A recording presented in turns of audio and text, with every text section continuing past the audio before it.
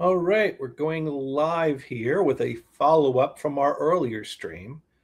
I have obtained 4 of these 20 megabyte Tandon hard drives because I intend to maintain this top ComputerLand BC88 with a working 20 megabyte Tandon hard drive for as long as I can.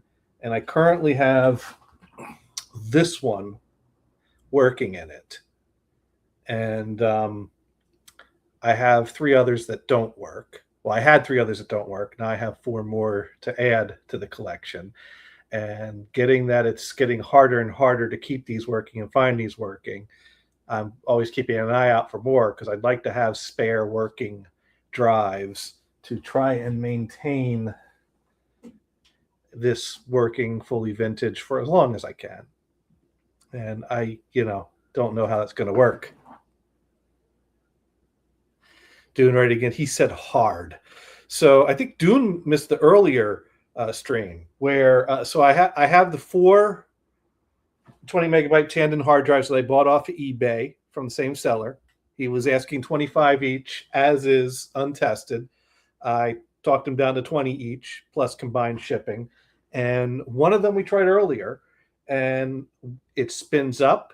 It makes all the right sounds. It doesn't make any grinding sounds that indicate a problem with the platters. The hard drive controller detects it, but the operating system does not. DOS 2.11 will try to create a partition on it and does not give an error. Yet, after completing the partitioning, it still does not see a valid partition to format.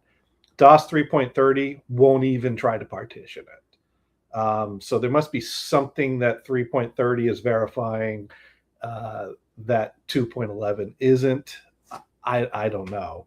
I took a moment before streaming just to verify I had my cables connected correctly and my controller is still working because I reconnected this known working drive and everything still boots up to this drive. Everything works. So I know everything in here works and I know this works. So that's another important step in troubleshooting is having known working hardware and verifying that the known working hardware is still working. And I've done that step. So I know this computer works, the hard drive controller in it works, the cables work. Now we come to these 2 untested unknown drives because I don't know what we're going to do with the one that we tested earlier. My best guess there is, my best hope there is that it's a problem with the board connected on the drive because I figured out how to detach the boards from these drives, which means that I could swap it with a board from another drive, possibly, and do a little mixing and matching. Now, I had 3 more drives I needed to solder power connectors on. I have 2 here that I went and soldered the power connectors onto, so they're all ready to go.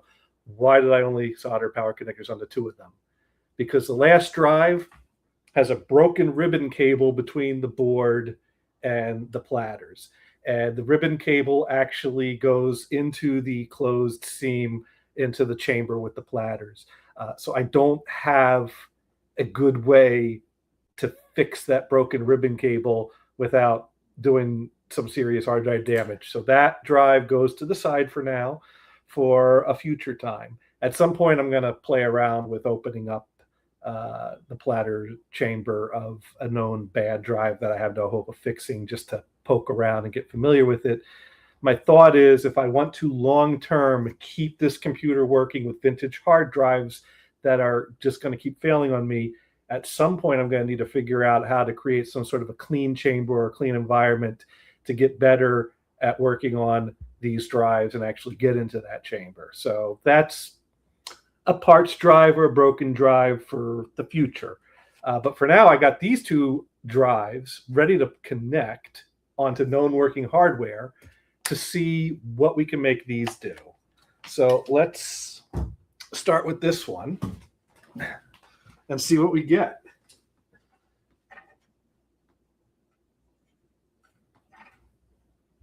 And we want to have our stripe pointing away from the power connector.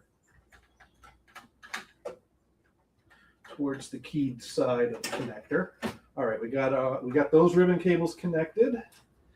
We now need to connect our power. And remember, I've not had it happen with this model drive, but I have had MFM hard drives powered up for the first time in decades that resulted in the capacitor shooting a flame that had to be blown out. So we're going to want to get a good look at this. And I'm probably going to want to try to... maybe I need longer ribbon cables. I really don't want a flame to shoot into this floppy drive. Oh, I'm sure it'll... 3, 2, 1. Whoa! I did not plan that. Okay, so that drive has a bad capacitor.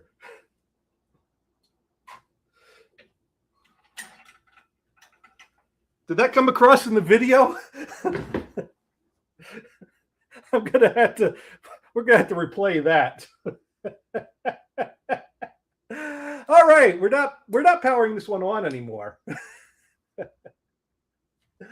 and my God, where is my marker? That needs to get labeled. That we're marking that.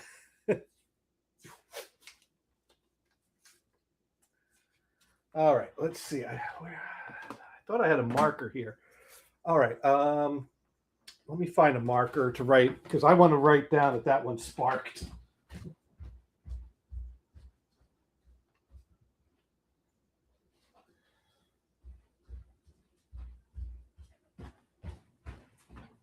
All right.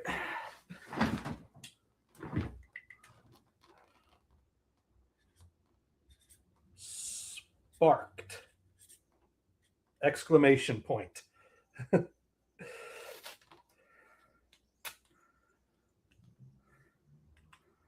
And we want to do that because the other hard drive I had that did that, it did that twice. Because it did that for the guy that sold it to me, and then it did it for me, which means there might be another capacitor on there that's like, ooh, me too. All right, there we go. We have labeled it sparked, exclamation point. So now I'll remember, this is the one that had a capacitor that went poof. So I need to take the board off of that and see what's charred. Basically, probably before I plug this one in again, I'm either going to swap the board on it, or I'm going to find the value of all the tantalum capacitors on there, order tantalum capacitors of those values, and just recap the whole board, which is something I believe I should be able to do relatively easily. So now, what are the chances that a second drive will do the same thing? Well, it came in the same batch and is of the same age and probably could have been manufactured in the same batch with that one. So the chances of this one sparking like that are better than I like. However, I will say that is the first time I've had a drive of this model do that. And I've played with other drives of this model. So I think it's more likely to not spark than spark, but I don't like my odds. Okay, that was fun. I hope that came across on the video. All right, so let's connect our ribbon cables. Get those firmly in there. And let's get our power cable.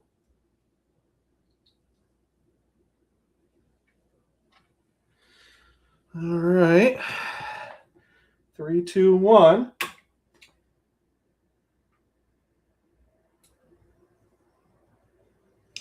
No spark, but the motor's not spinning up. So we don't got anything on this one yet. And we're probably going to get a 1701 error coming up on the monitor here shortly, because If the hard drive's not spinning up, the controller don't have anything to detect or check in with correctly. And there it is, 1701. Okay. Let's see how good our... Okay, that stepper motor does not turn very easily. So we might need to put a few more drops of oil in this one. Oh, there we go. Actually, it is moving now. So let me move it back and forth a little bit. Let's give that another try.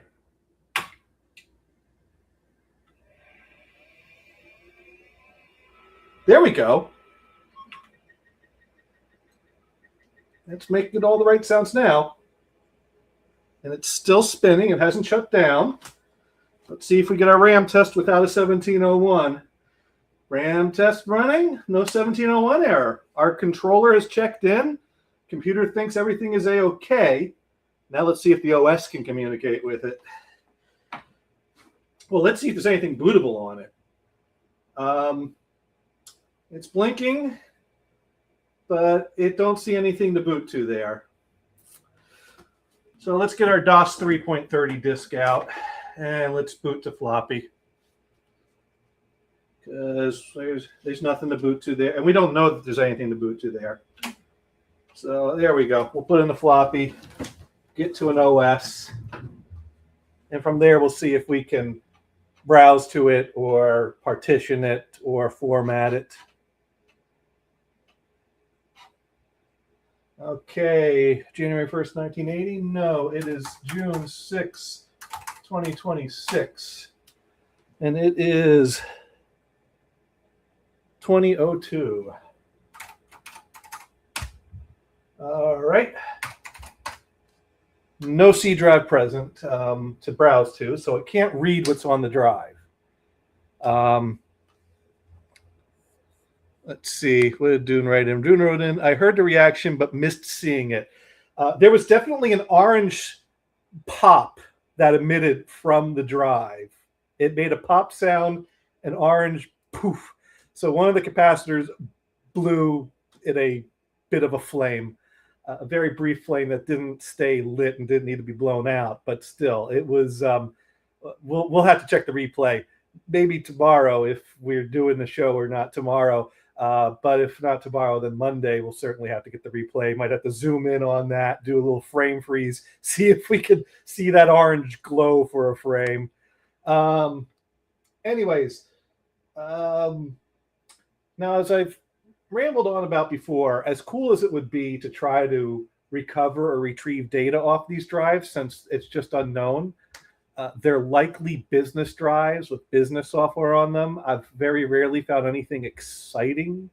Maybe if you, I mean, to me, exciting is vintage games, and most vintage PC games have been archived. Business software, usually you can't do anything with it because the data was on a server or it's data that's not very fun, you know? So I really don't have much of a motivation to put a whole lot of effort into trying to retrieve the data if the normal easy measures can't retrieve it.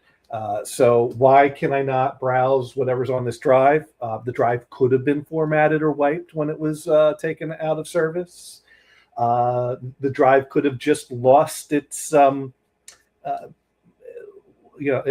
could have lost the bits and need a reformat. That does happen. Or it could have been formatted or configured to a different model controller, and it's just not formatted in a way that's compatible with the controller we have in this machine. So I'm perfectly fine giving up on trying to retrieve data. I know nothing about this drive's history, and there's nothing of interest there to me, really, other than curiosity. So we're going to run fdisk, and we're going to see if fdisk can detect the drive and try to format it. No, fdisk is not reading the drive. So we're going to try to do a low-level format and see if that can do it. So we're going to put in our DOS disk number 2. That's what we're going to do. And we're going to run debug. And we're going to run the command off of that of, let me look this up. G equals C800 colon 5. G equals C800 colon 5, comma 8. No, just kidding. All right, Super BIOS formatter. Current drive is C. Return for current. Current to leave is 3. Return. No, we are not dynamically. Yes. And error completion code 80. System will now restart. Basically, that's the exact same thing we got on the first drive. So I'm really not sure why these drives are failing to communicate with our control, with our OS when the controller is checking in with them fine.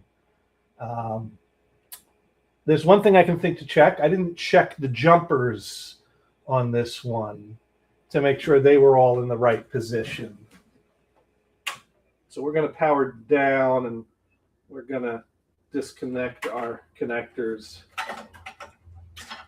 And we're going to take a little look-see. And that has the jumper right where I expect it to be, and it has the end termination attached to it. So everything here is as it should be. I'm a little thrown off that 2 of these drives have failed in the same way, in that they spin up, they don't produce an error on the controller, yet it feels as if the OS isn't even trying to communicate with them. There's something weird going on with that drive I'm looking at on my chair. The pins are sticking out of it more than they ought to be. Well, that's from earlier when I was trying to...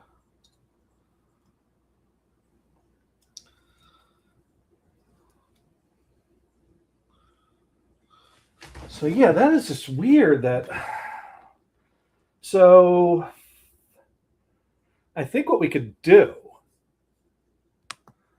is we can maybe... What I'd like to do is to put a known working board on these and see if that helps us.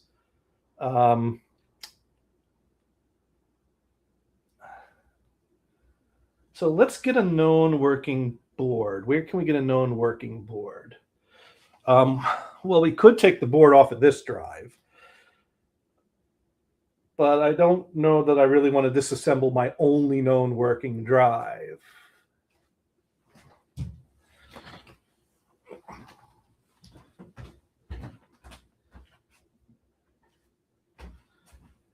This drive, what does this drive do?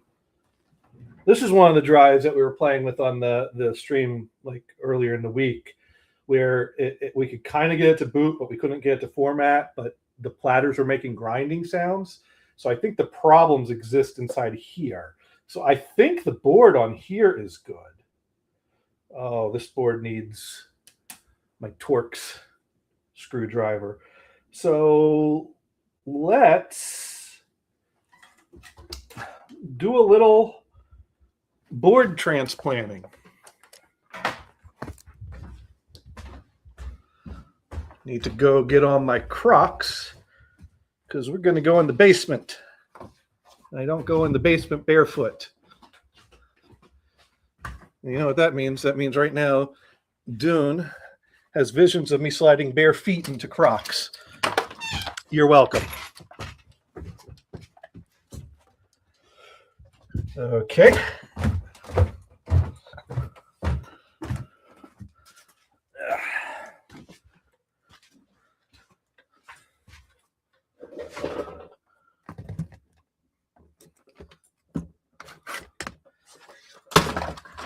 All right, let's see what we got going on here.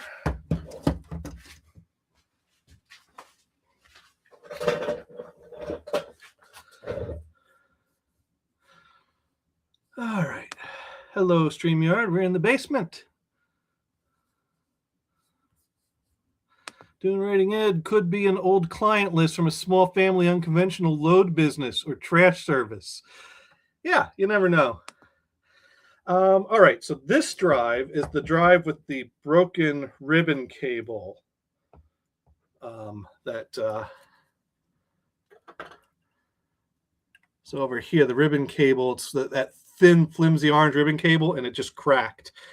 And I'm not sure how one would solder onto that, since it's this like flat, paper thin ribbon connection. I don't know if you could like get into that and add new connectors onto that, but we're going to put that to the side for a future project when we get to the point of getting more involved in things.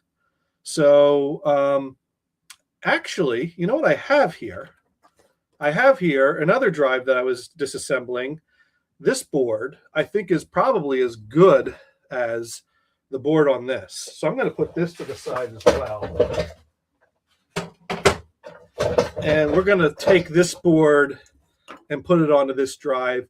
And we're going to see if that makes any difference, is what we're going to do.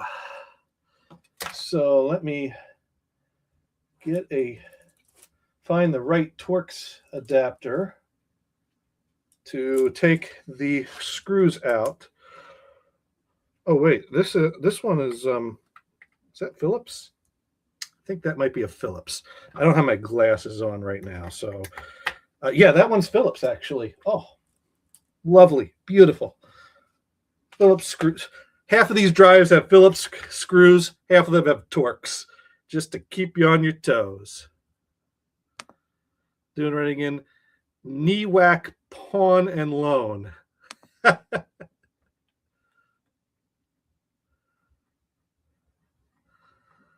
right. So it's as simple as 3 screws and a few connectors to get these boards off.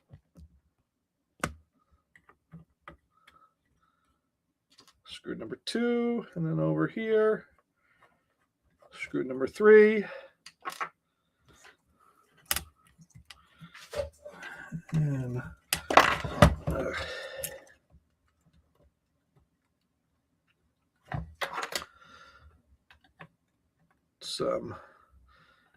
get in there with a little screwdriver to try to get the connector off without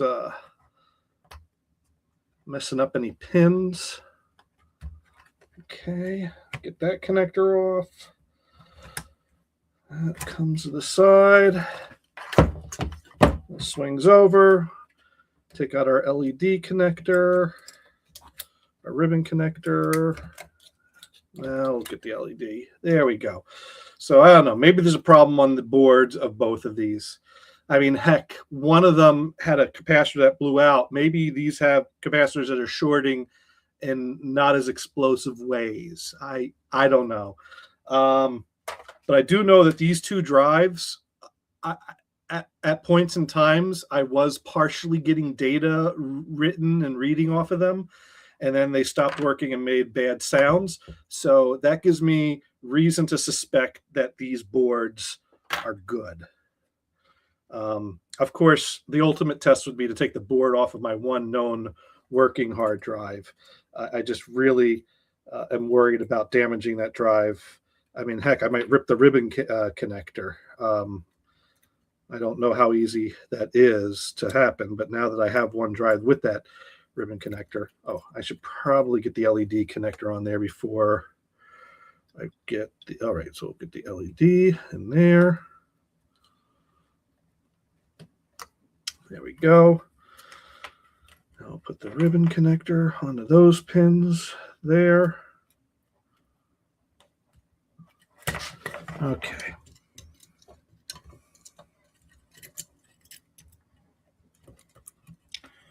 That connector on there.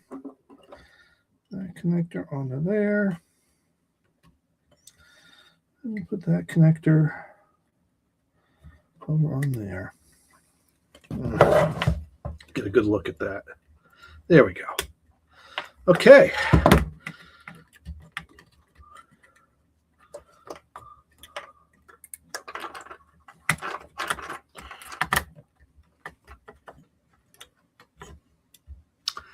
Now we put our 3 screws back in.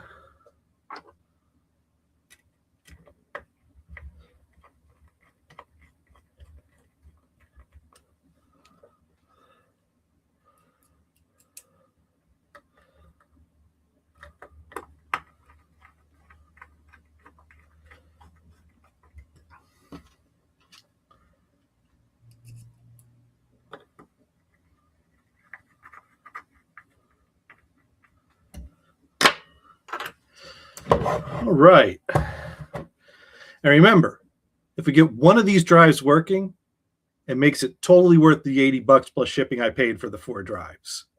So let's see if we can make that purchase worth it. Because right now, I'm looking at $80 worth of broken hardware that makes cool sounds. That's what it's looking like currently. But there is some promise. So come back over to the BC88.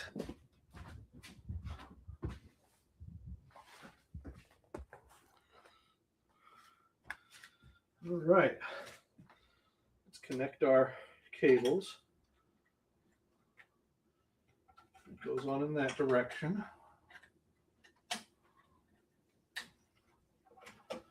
And we'll connect our power connector. I doubt we're going to be seeing any further sparks tonight because this is a board that we've powered up previously multiple times. So, should be rather boring. 3, 2, 1, go.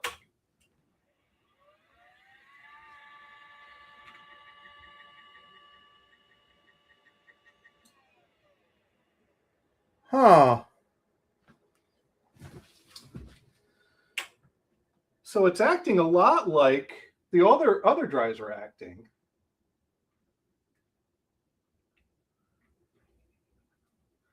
So maybe we got a bad board here.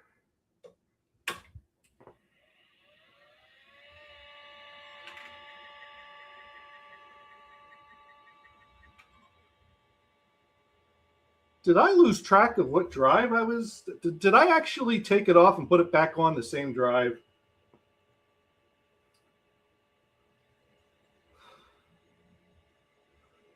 No, I couldn't have because the drive I took it off of had a label on it. This doesn't. So maybe this board is bad because I'm getting the grinding sounds I was getting off. So maybe it wasn't grinding platters. Maybe it really is. There's something electrically wrong with that board. Yeah, that is, huh.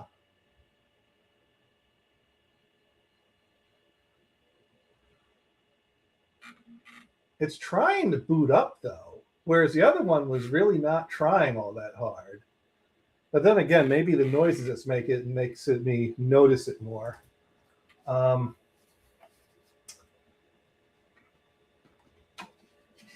right, let's boot to floppy because it's just not seeing anything there to boot up to.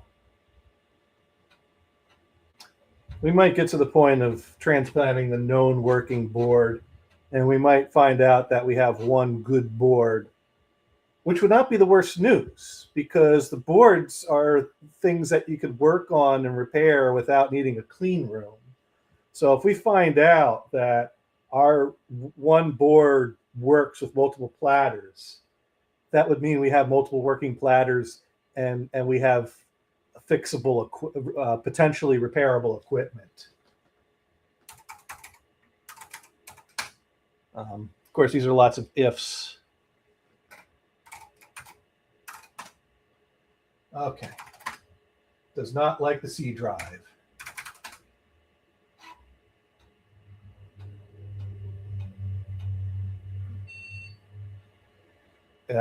Can't find a fixed disk to read. And I doubt we're going to be able to low-level format it, but we may as well try.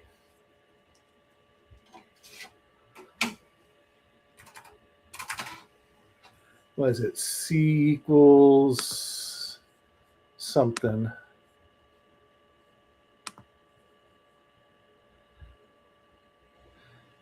G equals C800 colon 5.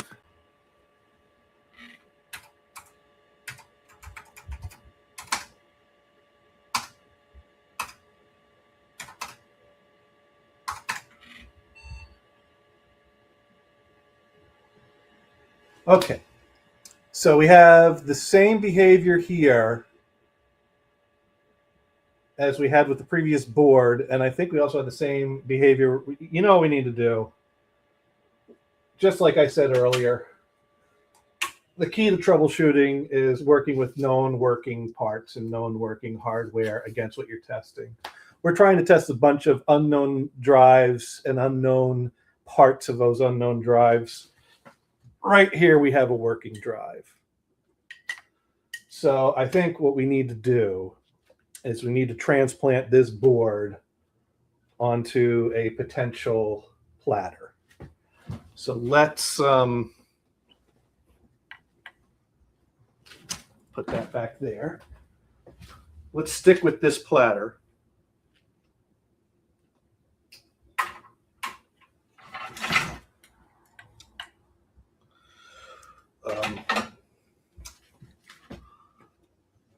Let's label our working drive so that we can make sure we put everything back in the right way at the end of this.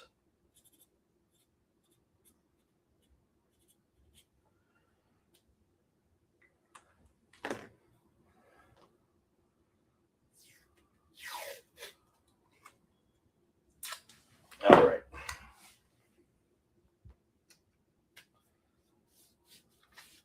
All right, so that's our working drive. And this is our working board. And one way we're going to keep track of this is this board has a zip tie on it, and the other drives I've been working with don't. Actually, you know what I'm going to do? I'm going to put a dot on this label here. And that way I can keep track that that's our known working board. I don't want to lose track of these things. All right, so we're going to put our known working board from our known working drive onto this unknown platter that is spinning up and not making bad grinding sounds. And we're going to put this board back with the drive it was attached to. Now we know that that board acts the same with multiple platters, and I'm going to start figuring out what tantalum capacitors I need to start buying and start refurbishing some of these boards. Because I may as well do as much of this as I can while I have a known working drive, because I have a working platter I could test these boards on that I try to fix up. And I got a working platter to try to test. I got a working board to test other platters on. So as soon as one of those two things breaks, it's going to get a lot harder to troubleshoot this stuff.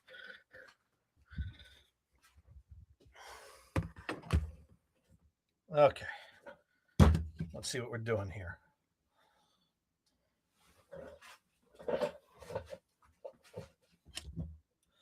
This is our working drive. I'm going to put that there.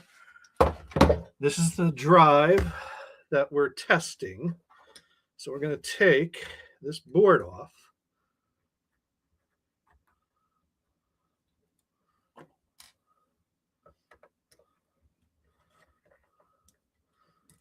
Where's the board I took off of this one? Oh, there it is.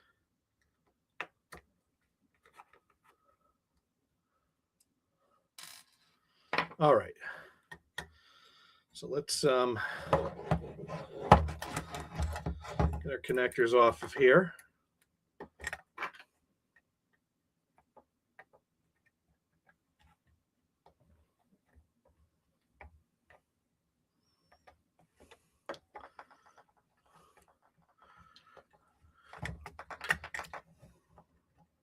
There we go.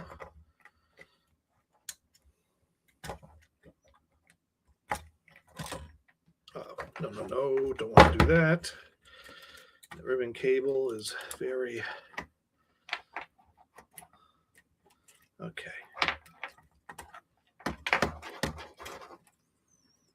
All right. So this goes to that drive. Put that back together another time because I don't even know if we want to or not. Okay. Now, here's our known working drive, which means we have a known working board. So let's Torx.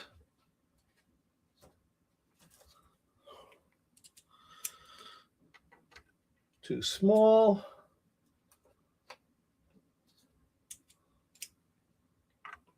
Too small.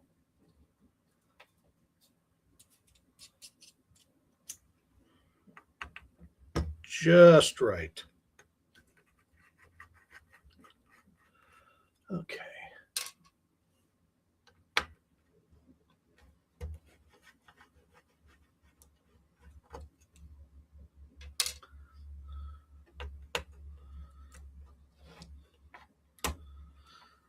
Let's see what doing some writing in.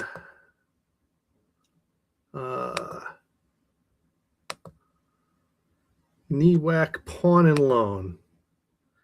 Hey, do I spy basement speakers? Oh, yeah.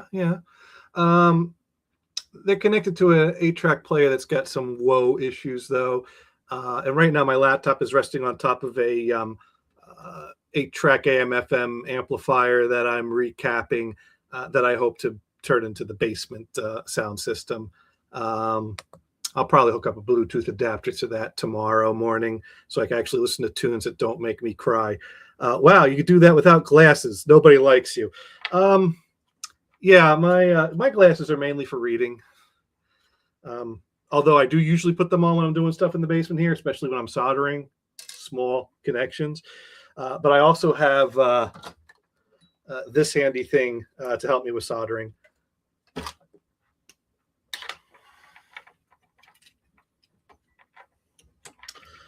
All right. Oh, this has got things on it to make it not stand up nicely. Mounting equipment to mount it into the computer it goes in. So I can't stand it up nicely and rest it while trying to take these adapters off.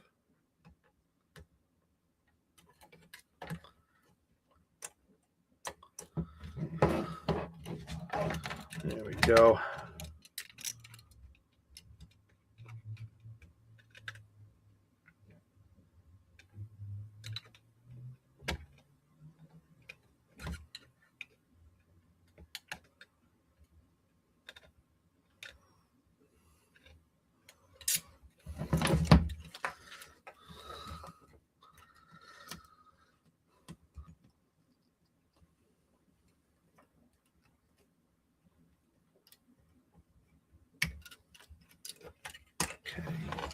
Being a little extra cautious on this one. I really, if I break this, I'm in bad shape.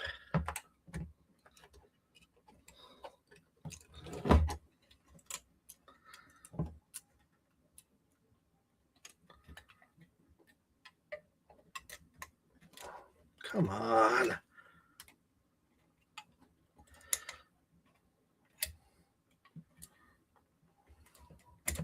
There we go. Okay.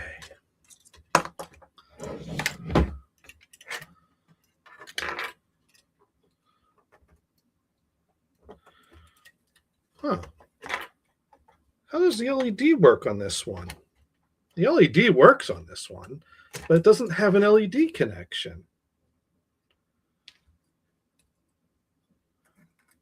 But the LED works on this one. I've seen that LED light up, but it's not connected to anything. How is that working?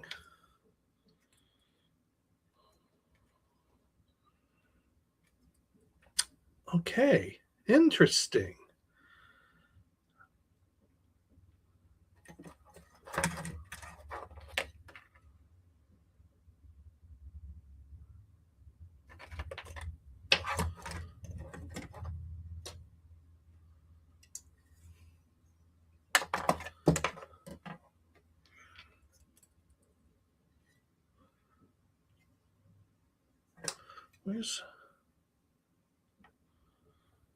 This board doesn't have LED connectors, pins on it in the same place. This board's a little different from all the other boards. I wonder if this is a later model and that's why this one is held up better than all the others. I don't know. I don't know what to make of that. And I don't know if these pins are for LED or something else. But I'm not going to connect them without knowing what they are. Okay. So this is our working platter. We're going to put that, we're going to leave that on the bench because before we go to bed tonight, we're putting that all back together and back into that computer. But now we're going to see if we can get this board to work on a different platter. All right, so we're going to connect the ribbon cable over here. All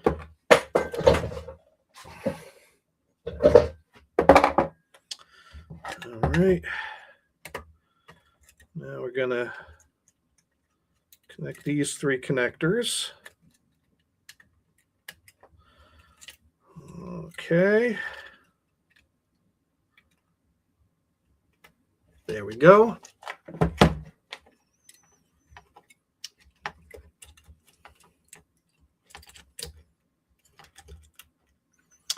Slightly different board, but the screws all align in the same place. I'm going to use the Phillips screws that I have loose on this, just because I know we're probably going to take these out at the end of the night and put everything back where it once was. There we go. That's aligning into place now.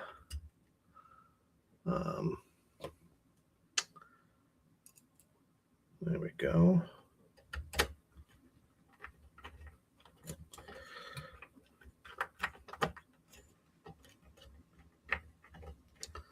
Why am I struggling to get this? Oh, wow. This actually doesn't quite align perfectly.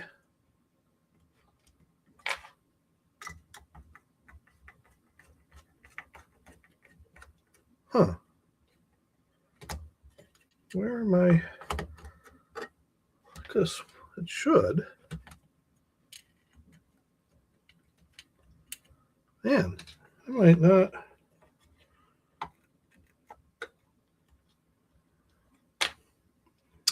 Are the threads different on this board?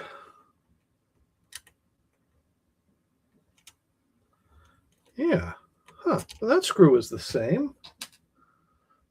All right, let's back this out. Huh, my one working drive seems to be slightly different from all my other drives. I don't think that's a coincidence. Now, are two of these screws different? Let's see if we can. No, I still can't. What the heck is going on here? Okay. That should go in there. There we go. There we go. Now we're getting our screws in. All right.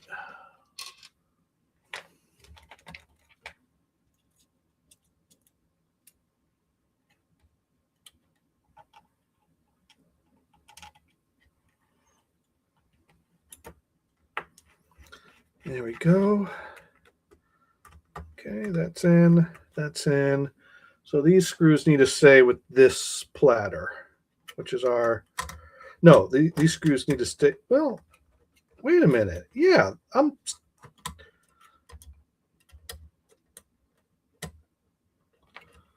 screwing into okay, this doesn't make any sense. Why are my screws acting differently? Oh, there we go. I think I was just having problems lining things up. Maybe it's because I'm not wearing glasses. All right.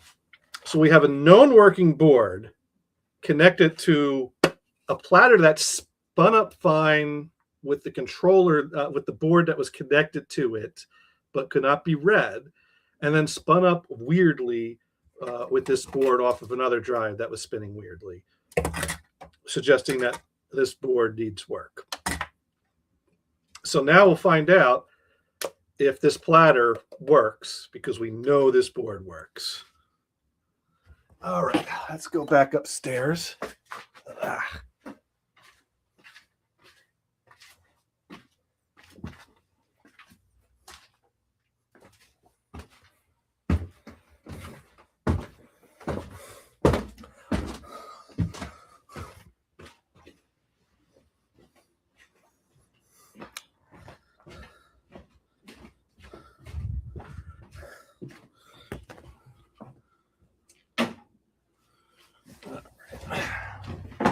Let's plug the laptop into power. All right, Mars is here.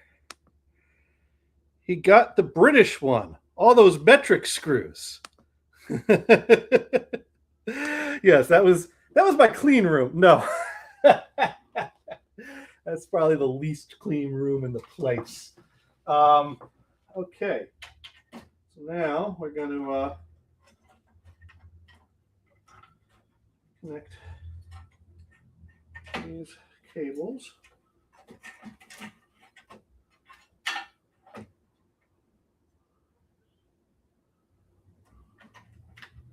Like that. And get the power connector on here. And now let's see what we get.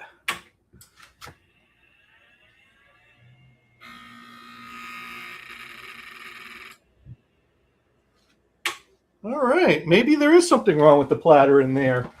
Although it wasn't making those noises for the first board. Huh. All right, let's try it again.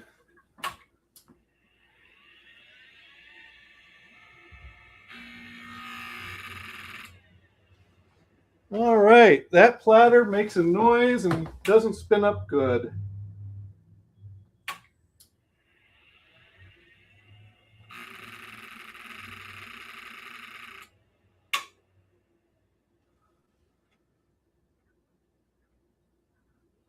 Well, that's weird because this is a known good board. And with the other board, it was making noises, but it was at least spinning up and starting up.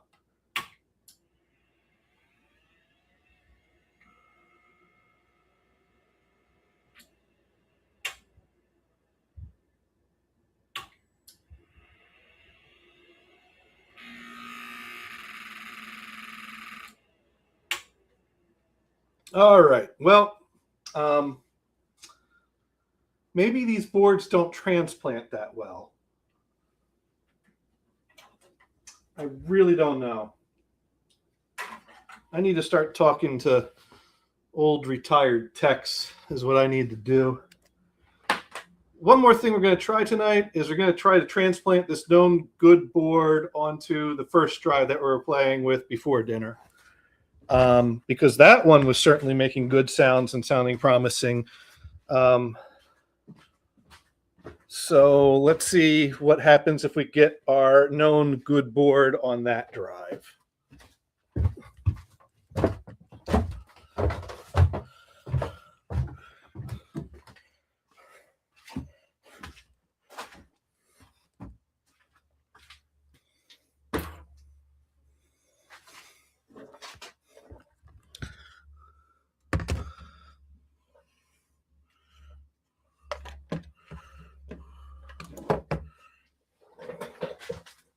Okay,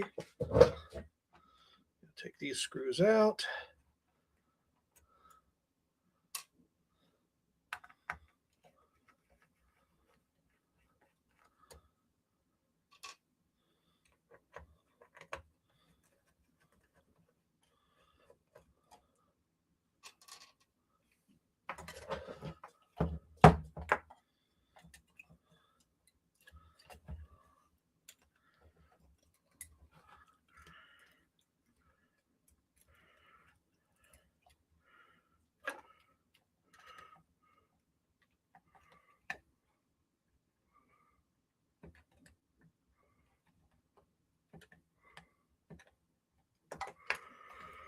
There we go. Take our connectors off.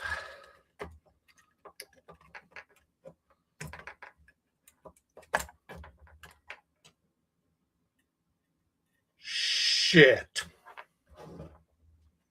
Well, we're not going to test.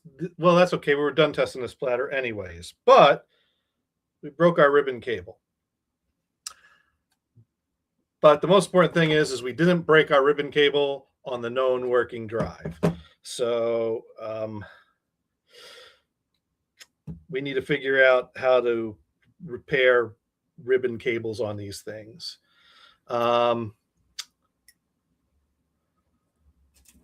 Okay, this board is the board that went with this drive.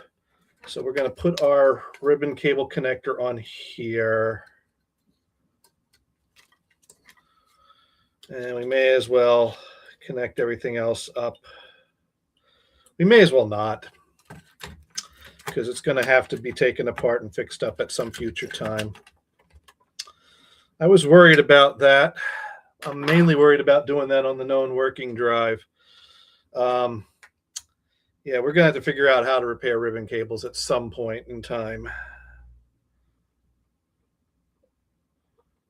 Because that ribbon cable goes inside the platter, which is where we're going to need to create some kind of a clean environment if we're going to open up in there and actually replace the full ribbon cable. But I'm hoping we could just like, you know, I know that Nintendo Virtual Boys have ribbon cables that have bad connectors on the end. And I think people have come up with methods to basically kind of eat away at the end of the ribbon cable to expose bare wires and then solder the bare wires directly to the connector.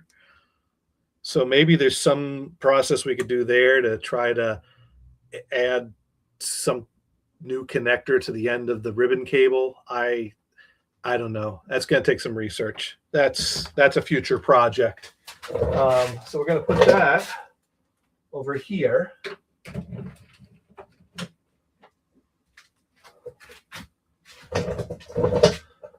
Okay.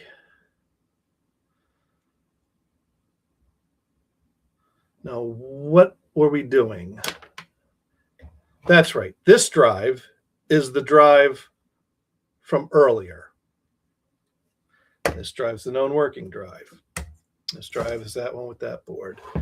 This is our known working board. Okay. All right. So we're going to take this board off.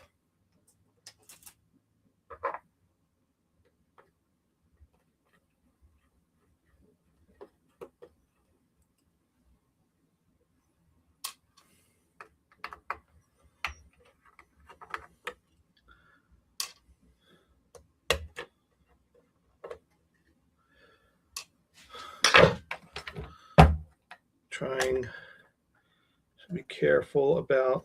Let me see if I can wedge that ribbon cable off before we start moving things around from here. If I could push it off without having to flip it up.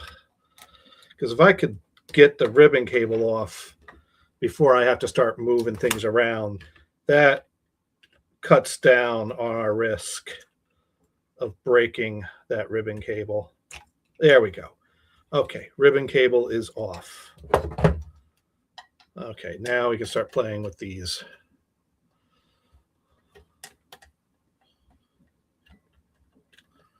Okay, get that off.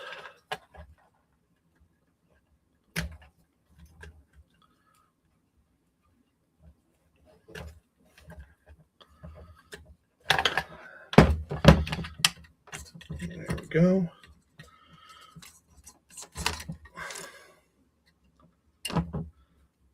Put that there, put that back on later. Okay, this is our known good drive. Our known good board.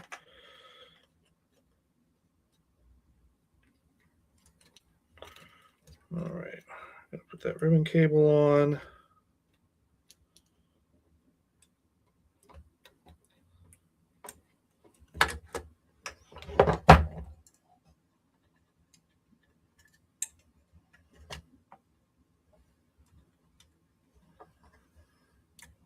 I'm not sure I could get the ribbon cable on last. I can get it off first, but I don't think I can get it on last.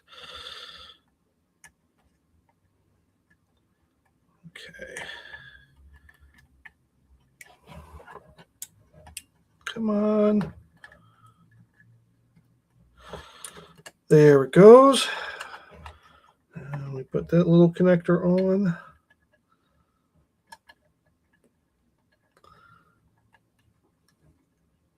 I've gone from, this isn't too bad, 4 connectors or 5 connectors if you count the LED, to, man, couldn't they have just done this on 1 or 2? Because I've done this too many times today now. Okay. All right. We're in good shape there. So let's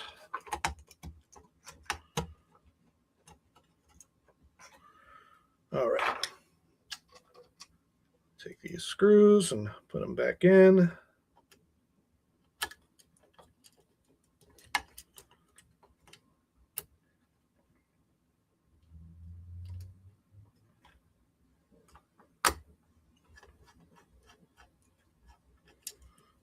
Heck.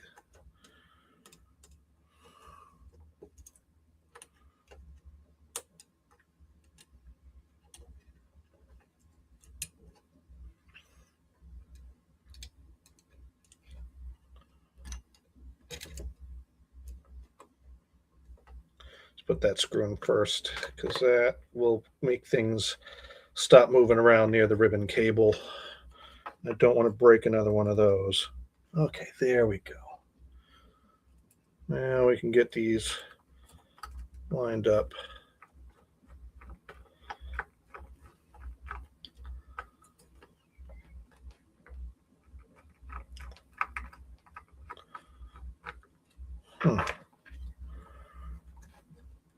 These screws are giving me trouble, but these are the same screws that came out of these holes. This board doesn't like lining up.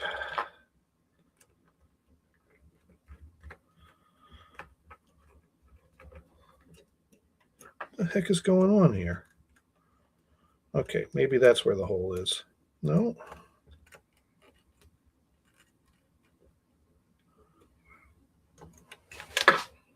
Huh.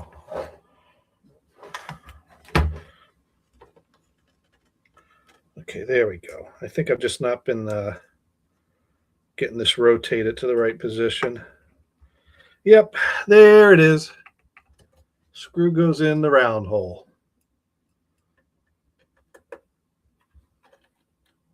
Okay. Now we got the platter from earlier today before dinner with our known working board. And this platter did spin up and acted like it was taking a partition, but then was not readable. And we got Mod Pro in the house. And Mars is having some biscuits and gravy. Mars writing in, oh, are you going to take apart a Nintendo Virtual Boy? I've taken it apart. I tried to do the oven trick on it to fix it. That didn't work. I have a virtual card micro SD reader, so I can like download the library to SD card and play like that, but I need to fix it up one of these days. And that's the problem. The Virtual Boy, I bought it when it failed and stores were practically giving them away. I kicked myself for not keeping the box. I held on to the box for a while, and then when I moved to Maine, I just threw out anything that was not important. And a box for a failed console was not important. I didn't even bring the Virtual Boy with me to Maine. I retrieved it years later. But yeah, I have it, and it turns on. One of the eyepieces kind of works. The other one kind of doesn't. And so it is repairable. I just have to do it one of these days. All right. Let's see. Speaking of repairing things, let's see if swapping a good board repaired this drive or not. Somehow I think that I suspect there's something more to replacing the board on a hard drive than just connecting it and turning it on. Maybe there's some calibrate, although I don't see calibratable parts on these boards. I don't know. But we shall see.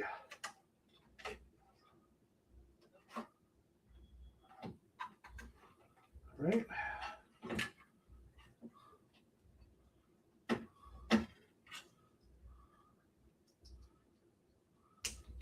Three, two, one, go.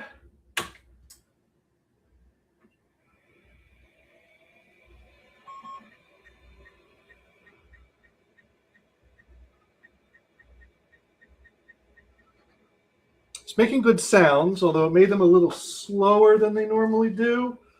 But sometimes that happens when lubrication's still taking. But we don't have a 1701 error, and we have a spinning drive. I don't have a working LED to see what it's trying to do on the drive, but that's not required. But I don't think it's booting. So there's nothing on there bootable. So let's go ahead and put in a boot disk.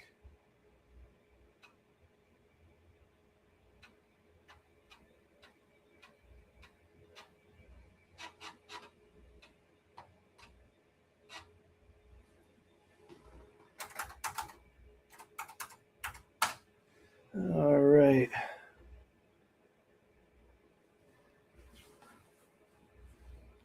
Hello, Momo. Momo wants her treats, doesn't she? Hey, Momo. Momo. People want to see you. Come here, Momo. Momo's not coming to my calling because Momo knows that the treats are in the opposite direction.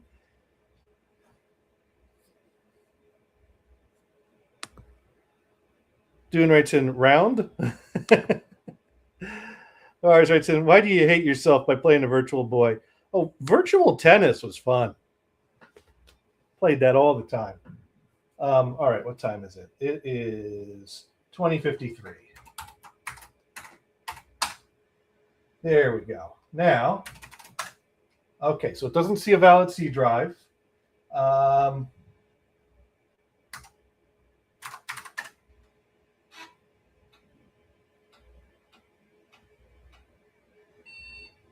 F-disk doesn't see it. All right, this is just not looking very promising. I'm not sure why we have drives that are making good noises, are communicating with our controller, but just are not taking any formatting. I almost want to reformat the known working drive to see if I have some computer issue that it's reading the drive and it's not formatting it anymore. I guess I could do that with one of my spare Seagates.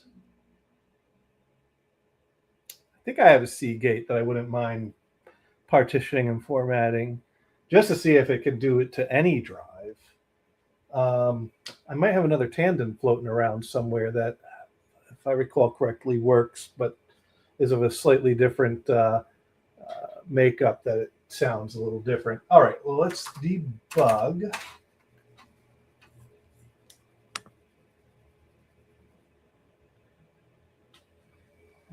G equals C 800:5. Super BIOS formatter. Okay. Drive is C. Interleave is 3. Not doing it dynamically. Press Y. Error completion code 80. I keep getting an error completion code 80 on all these drives.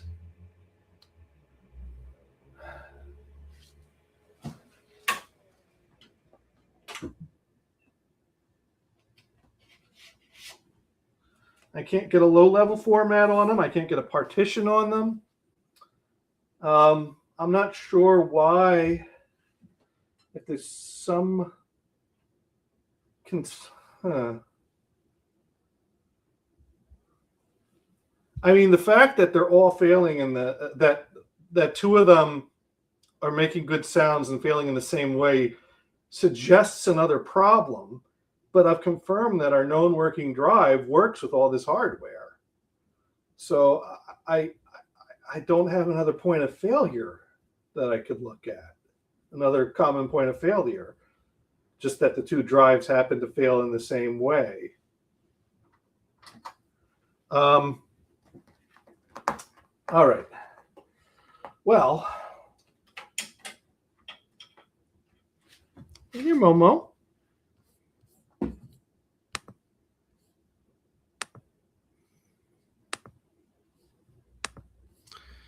All right, where's my window? There it is. Mars writing in, Momo is a smart kitty. And how many red lines did you see after you played that game? And did you have a headache? No, I never got a headache from the Virtual Boy. Never really did. That was fine.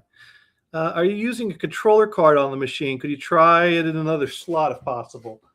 I could try the controller in another slot. My objection to that troubleshooting step is that I've confirmed that the controller card and the ribbon cables and the slot all work perfectly fine on my known working hard drive. What I've not confirmed is that I can successfully format any drive, because it's not unusual that a drive would need to be formatted. And my working drive hasn't been formatted in years. So it's a process I've not tested on this machine in years. So what I'm going to do is I'm going to move all the equipment back onto the right drives. And I'm going to find another spare drive that's also working and that we can format. And test that process again. Is what we're going to do. Because I know I have some working Seagate drives. The Seagate drives tend to be a bit more sturdy than the Tandons. All right. So the most important thing is that we get this controller board back on this known working platter and get our known working combination back together without breaking anything. That is the most important thing. Okay, so we're going to take these screws out.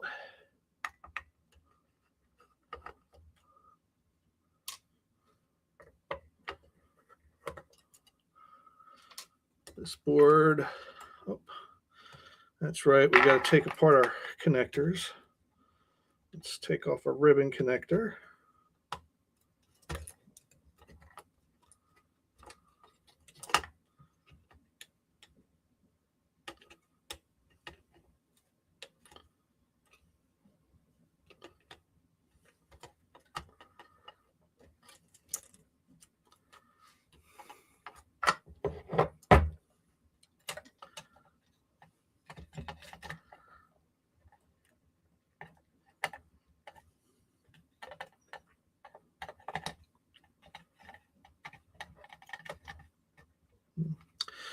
Gotta get all these connectors off.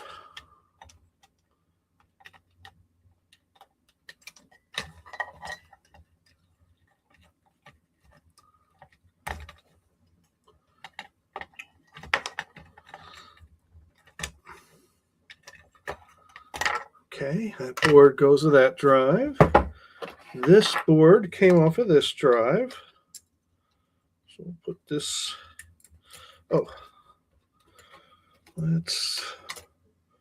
may as well reconnect everything up, since when this was together, it was acting like it wanted to work.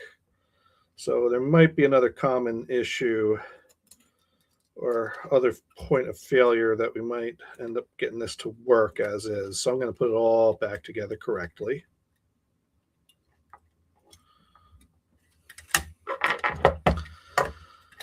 All right.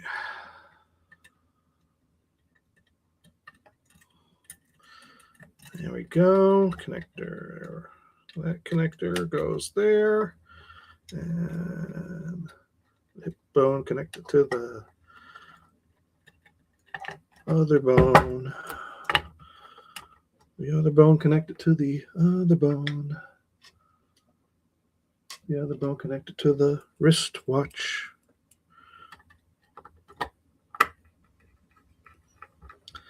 Okay.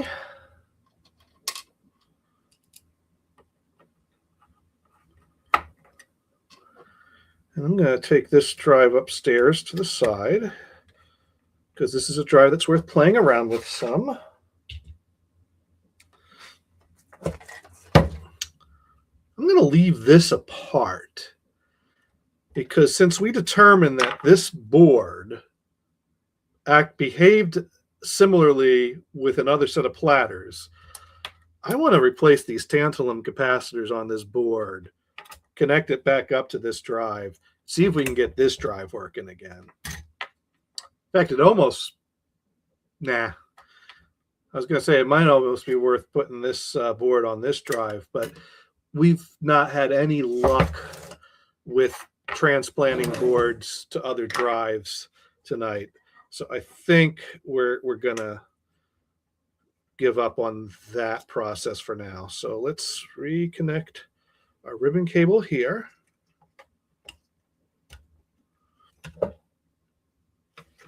Some reason this version of the hardware does not have an LED cable, yet the LED works.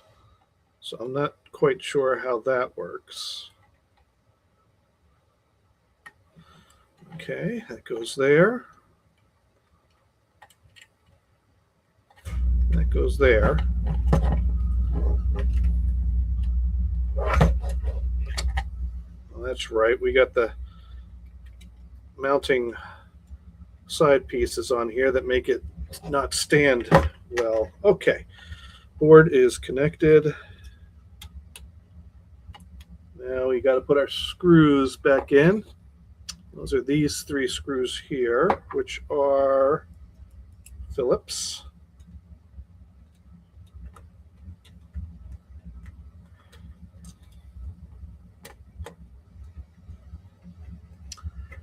All right.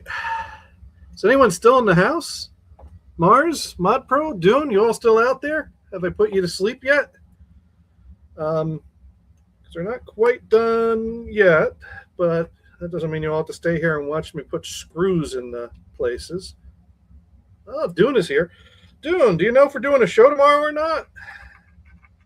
May as well give Mars and Mod Pro a heads up as to whether they should be prepared or take a nice little evening nap.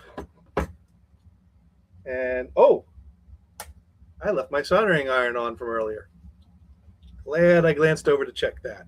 So now we're going to go over to the other side of the basement and see if I can find a spare Seagate drive just so we can confirm that our formatting processes actually do work on working hardware, because I really don't want to reformat this drive. I could if it came down to it, but I don't want to do that today. I got a new XTIDE card coming in on Monday, and when that comes in, I can start backing things up and transferring data more easily to these things. All right, let's see. What do I have? Huh. You know, I forgot about this drive. This Tandon drive has a slightly different connector here on the stepper motor, and it sounds a little different. And I think it was working for a period of time, and I think it stopped working at some point. And I think it was bootable to a version of DOS 2.11 when I got it, but I'm not sure if I kept that on there or if I reformatted it.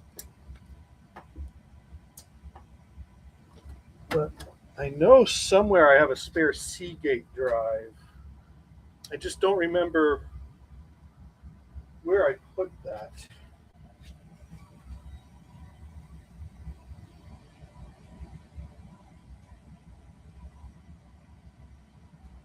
I might have put it in another box somewhere.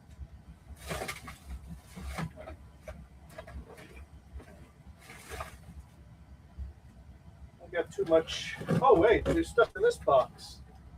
Ah, here we go.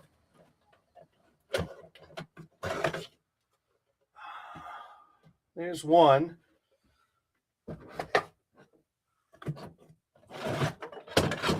Pretty sure this one works, and this is the one that I think I reformatted on earlier stream when I was demonstrating how to, because I remember that faceplate, that whole height faceplate on a half height drive.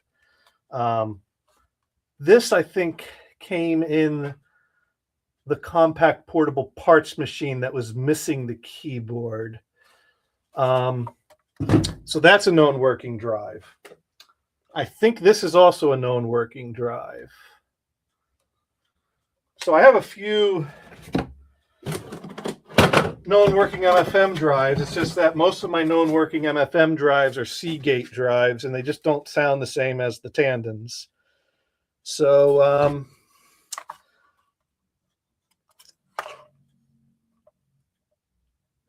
yeah, this, let's see what we can do with this. Let's see if this still works. And let's see if we can format this. Because that further confirms that our known working equipment really does work as I believe it does. Because it really feels like there's some other common point of failure I'm overlooking. My hands are full, so I'll have to come back for the known working drive after the stream and put everything back together again. All right. Well, let's see what we can get working, if we can get anything working tonight.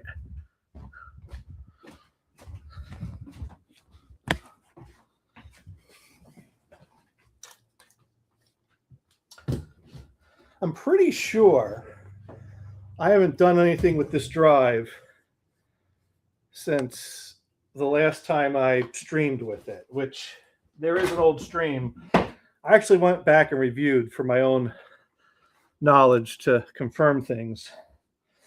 I did a stream where, as a demonstration on how to format these drives, I formatted this one and then I installed DOS 3.30 on it. And I don't think I've done anything to this drive since then. So I believe this drive still has a bootable DOS 3.30 installation on it that will work with this machine. So we're going to go ahead and connect all our cables.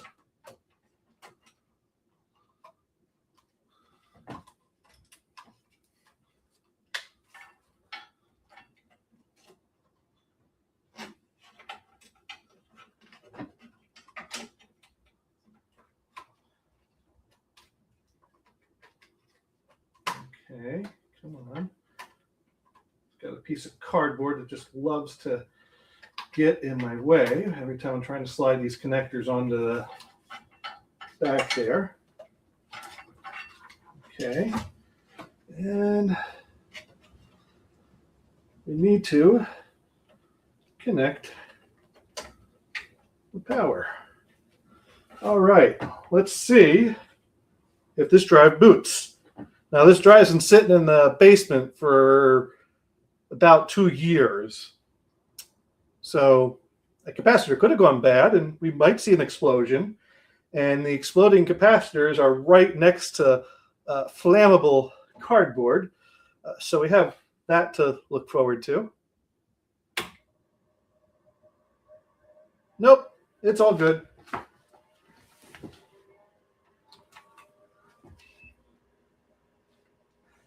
All right. Yeah, these, it's too bad our family computer didn't have one of these model drives in it, because then that would be the sound I'd be nostalgic for. And these drives are much easier to find, much cheaper, and I've found way more working models of those. And yeah, it is booting up. It is booting up. And you know what we could do? We can hit enter, and not set a date and time. Oh, this drive has a menu on it. This is not the drive I thought. Oh my God. This is the drive that came in the first. This is the drive that came with this computer, but I've attached it to this faceplate because I've been maintaining this drive and not overwriting it. Because it's an interesting drive. It was a family computer that's running DOS 3.30 without a time clock, and most of the files in it are dated January 1st, 1980, which shows me a story of someone who brought home an outdated computer from work in the early 90s and used it for their home PC computer to type up projects. There's documents on here. It's an interesting story, or an interesting artifact from someone's family's history. And so I've kept that. Menu work screensaver. Huh. Anyways, we can exit out to DOS.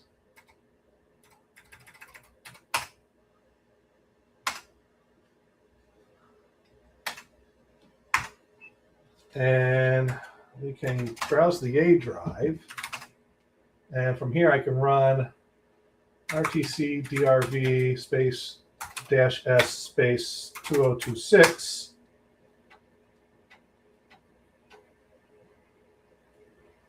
Wrong expression?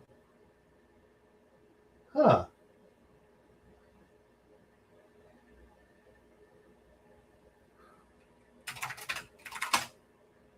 This is MS-DOS 3.30. It should be fine with the time card's data. Weird.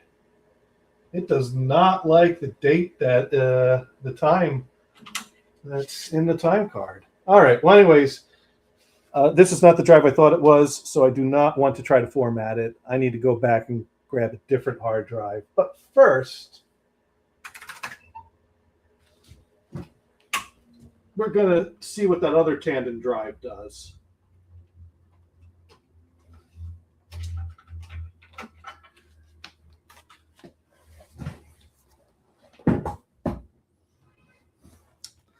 All right, this drive, someone sold me a drive on eBay. It didn't work. And then they sold me this one instead. And that was pretty early on. So like, it was one of those things where I was pretty sure the drive didn't work, but they're like, oh, we tested it though. You got to talk to our other guy who tests all the vintage stuff. And, it was a lot of back and forth. I ended up getting 2 drives for the price of one. Is what happened. Although the first drive worked and then stopped working shortly after, so I didn't feel very bad about getting 2 drives out of them. And then this one, I think, started giving me trouble, but I'm not 100% sure on that. This drive might actually still work. I'm kind of 50-50 on it. I think I had problems with it at one point in time, but I don't recall if the problems were actually the drive or something else. My memories of that are just vague enough to be thinking it's about 50-50 that this is going to work. But I was surprised to find that it booted up to DOS 2.11 despite having no idea what controller it was configured for.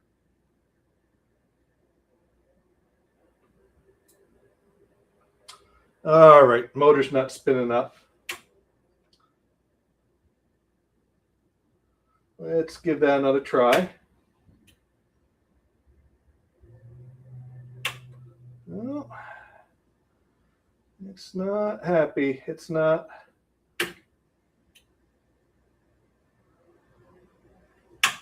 Oh man, it does not want to spin up.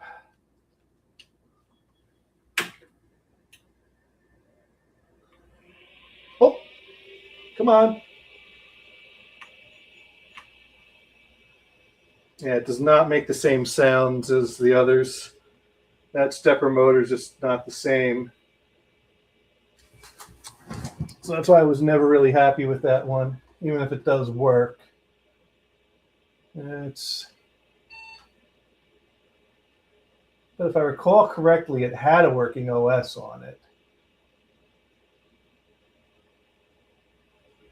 But it doesn't seem to be booting now. All right. Let's put in our DOS disk. Wait a minute. Disk boot failure error. All right, let's try again. Come on.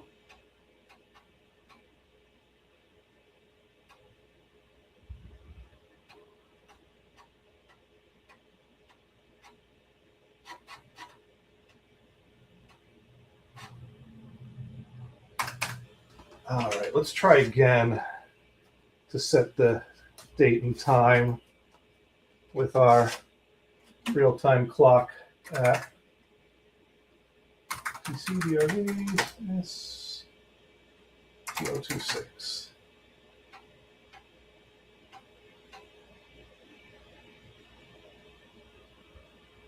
What the heck? I don't get that. All right. All right. Let's put that disk back in.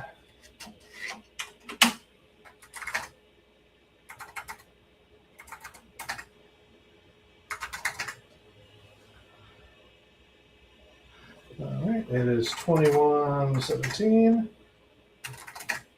All right, not seeing the C drive.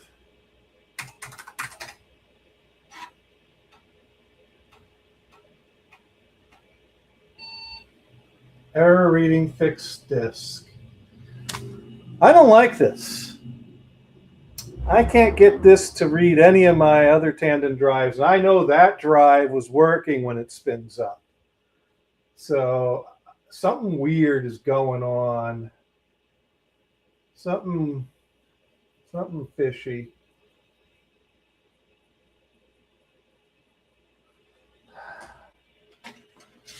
There's some other point of failure I'm overlooking.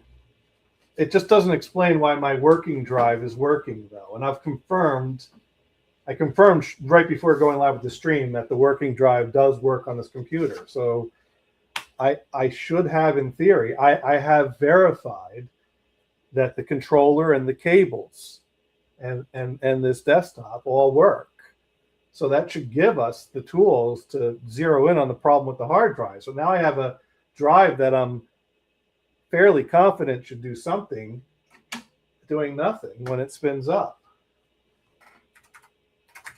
I'm going to try to low-level format this one.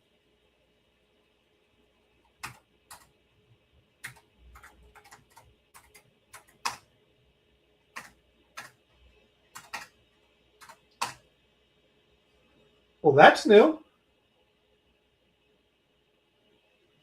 All right. So I knew this drive was working when I last used it. I don't know what hard drive controller I was using it on. So it very well may have been when I had a different hard drive controller in this machine. And it very well may have been a controller that just happened to be compatible with the format that's on it. So this confirms that there's something wrong with those drives, that they won't take a format, and that this computer is capable of giving these drives a format. So all those people that took the smart bet of 4 dead drives, congratulations. But they're not all completely dead just yet. It really seems odd to me that they spin up, they make the right sounds, but I can't get them to take data, even with a known working board. I mean, it could be the heads went.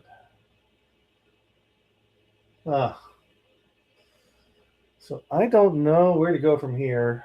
From here, I think what I need to do is start hitting the forums and hope there are some experts that could be intrigued that are still alive that could maybe, you know, the problem is I'm really looking for magic, and it's very rare that you find some unknown magic. It's like, I pretty much have the basics, even if I don't know the detailed knowledge. And really beyond this, it's, swapping what you can. And, it's just a dead drive, probably. But this formatting process runs a few minutes. It doesn't run for a few hours. So we should see something happening relatively soon here. It doesn't give us a progress bar, though. That would be too convenient.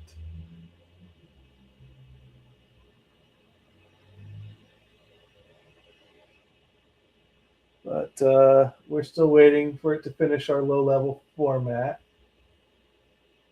One thing I've learned about this process is that if you have a bad data cable between the drive and the controller, this process will take hours to time out. So I don't know how long you should wait to quit, but if you do like reach an hour and it's still doing its thing, you may as well quit. There's something wrong. But we should see something pop up here soon.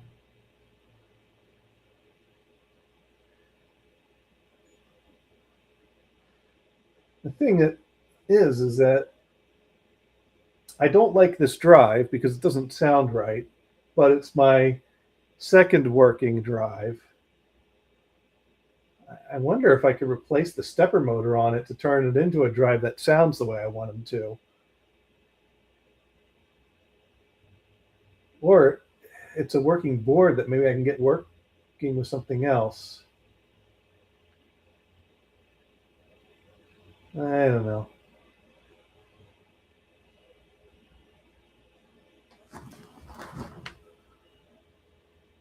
All right, just want to make sure my cable wasn't loose or something.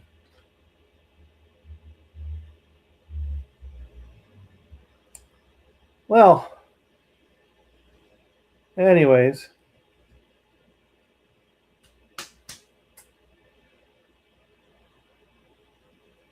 something should happen soon. Okay, this is getting to the point where I'm questioning how much longer we need. Oh, there we go. Do you want to format bad tracks? No, I don't know of any bad tracks in this. Format successful. System will now restart. Insert DOS diskette in the drive A. All right, so we need to swap back to disk 1. Actually, you know what? I'm going to do something different. I am going to format this drive with ComputerLand DOS 211. Let me press the any key and we're rebooting.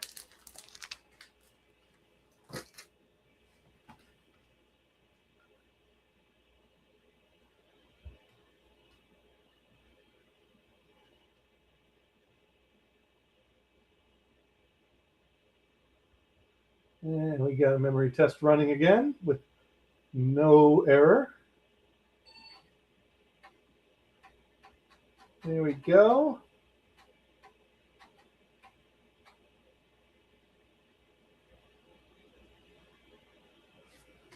Okay. And it is currently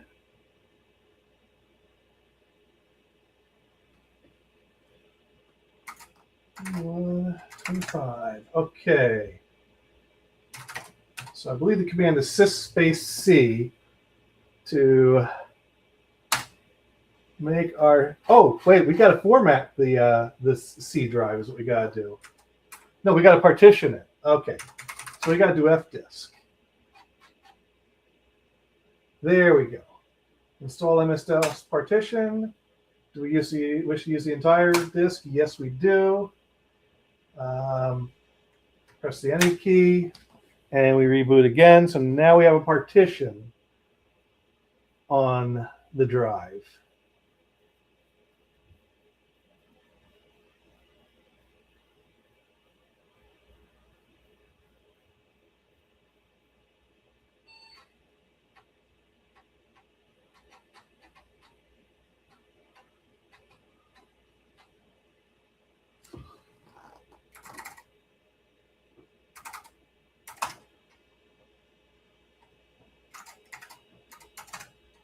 Now we format C:,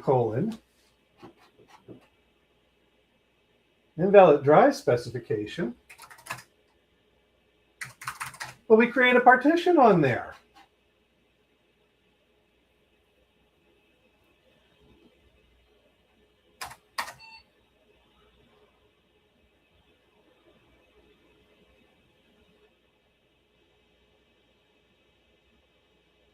What the fuck?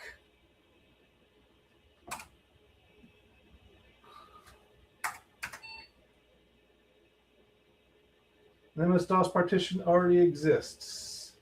Partition 1, status A, type MS-DOS. Huh.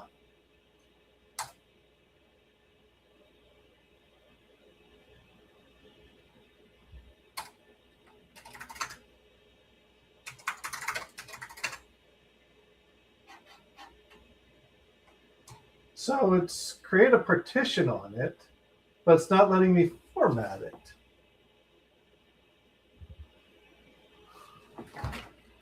All right. I think there's something off with this DOS. But then again, this is a problem I was running into before as well.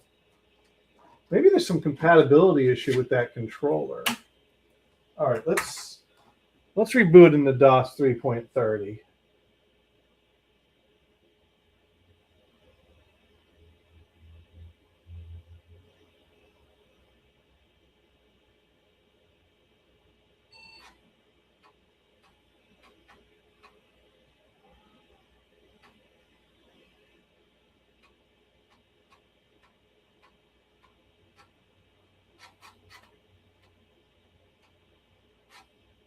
Okay, 662026 2128.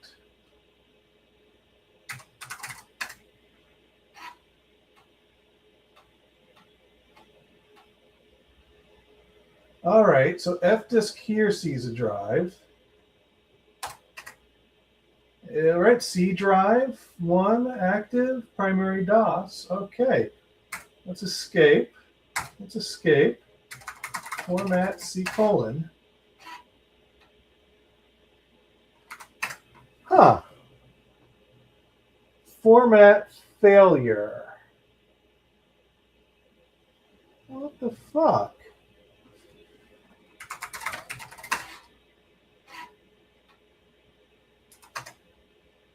Format failure. All right, there's something off with this drive. I'm going to try to low level format it again. Maybe there's something wrong with the well, no, I used this, didn't I? Yeah, I did. I low level format it with this, not with that. I didn't switch to that until after low level format. Huh. All right, let's fdisk.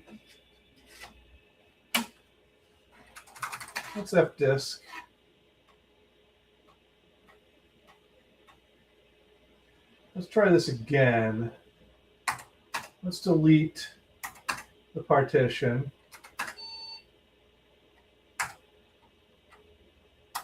Let's create a new partition.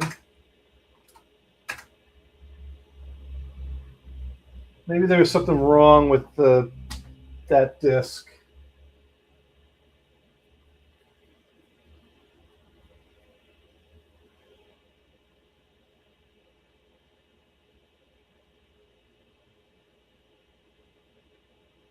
This is taking longer to make a partition than the last time we did this, which could be good or could be bad.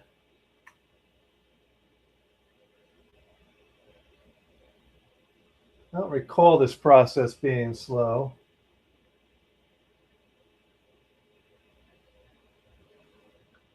But the light is on, so it's trying to do something.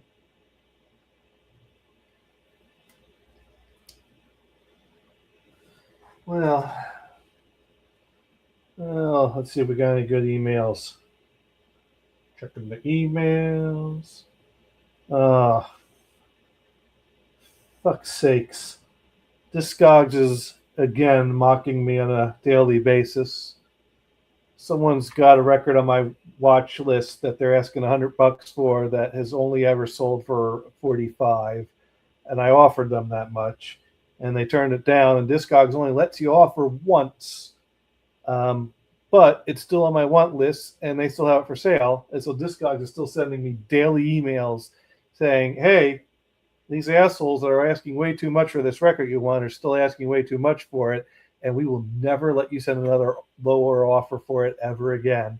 And we will continue emailing you every day until we decide not to, and then decide to do it again. And the only way you can stop it is to completely unsubscribe from notification emails about things on your want list." It's like, damn you, something else might show up on my list that I want a notification about. Yeah, this is weird. I don't think it should take this long to partition this drive.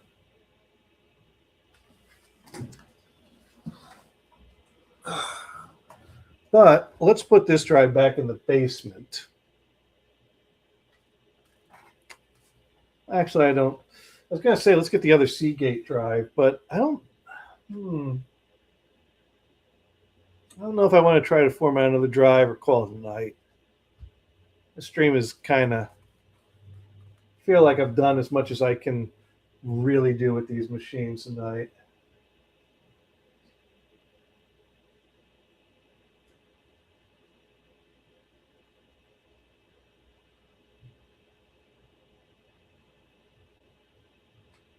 And is that stuck? You know what we could do? We can give the cats their treats while we're waiting for that to finish or fail. I think we got enough battery power for that.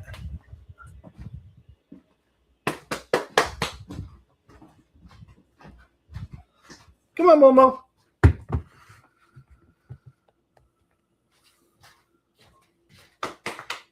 Here's the old lady. Come on.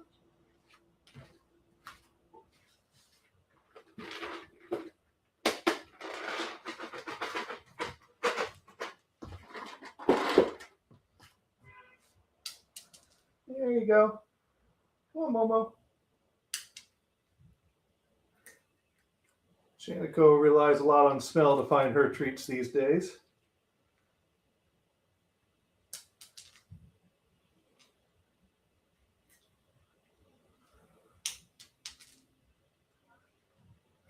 No one leaps up and catches them in their mouth anymore. Not sure if I'll ever find another cat that does that.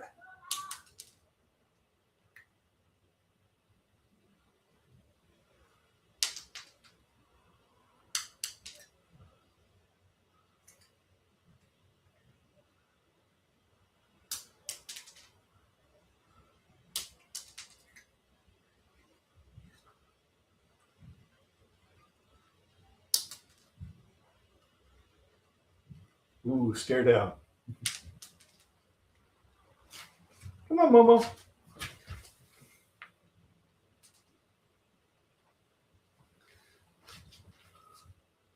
Almost, Shaniko. You almost had it.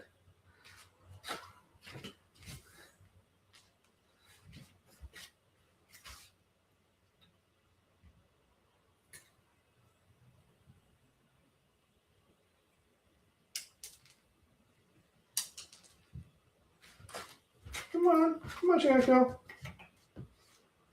Shaniko.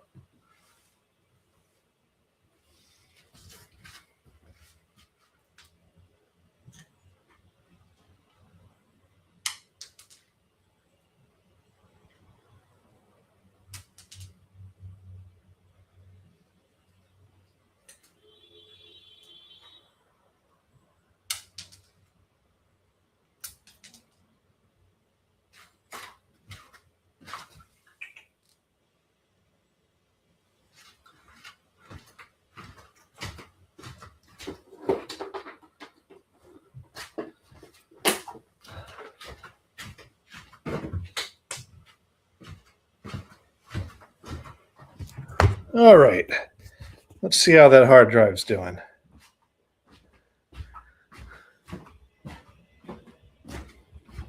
Okay, it is still not taking a partition. So maybe it doesn't like the fact that I deleted the partition and tried to create a new partition. And I don't think I should need to reboot before creating a partition. But let's fdisk again and take a look.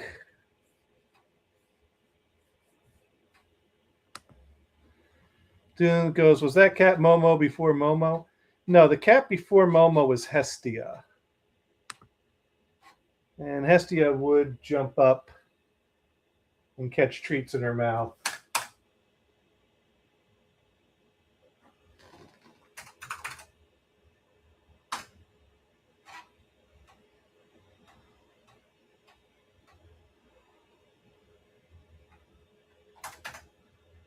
All right, so this still says there's a partition.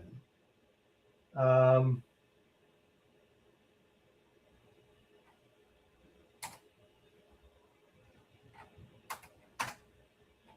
going to delete the partition. Now let's display information. No partitions defined. Okay. Create. All right. And it's probably, so there's probably something wrong with this. Well,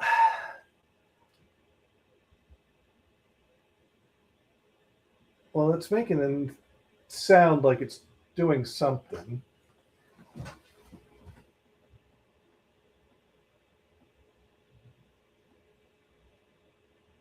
Okay. It is moving the heads.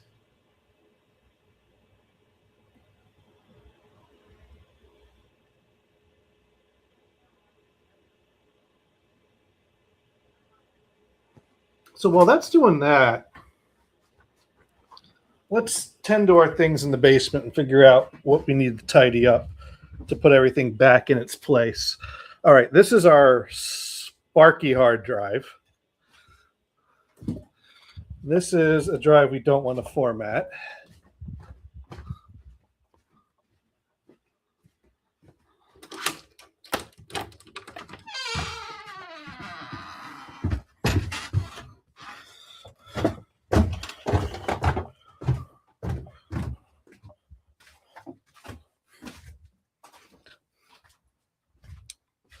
So I think what we're going to do tomorrow, what I'm going to do tomorrow, is I'm going to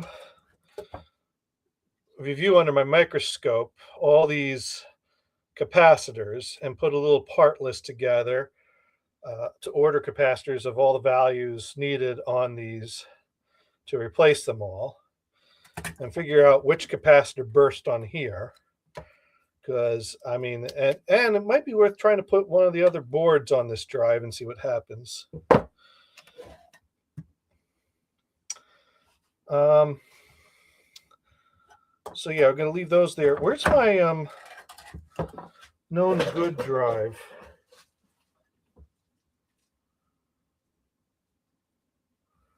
Okay, what is this drive? I'm going to put this over here. Okay, where's the known good drive? I need to find the known good drive. Crap. I put the known good drive down somewhere and now I don't know where it is.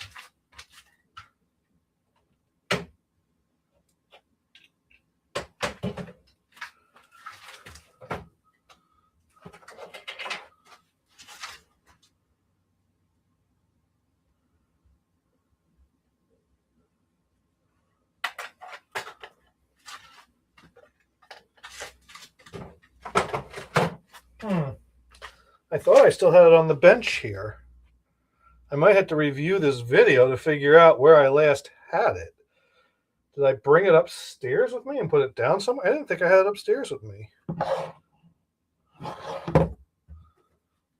Could have sworn I went upstairs with the other 2 drives I grabbed from over there. Huh. Why the hell can't I find my other... I put it back together here. Maybe I carried it with me over there intending to bring it upstairs with me.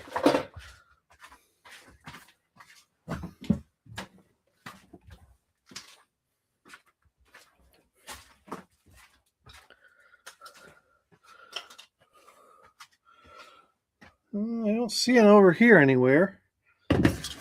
Fuck. Oh, wait a minute.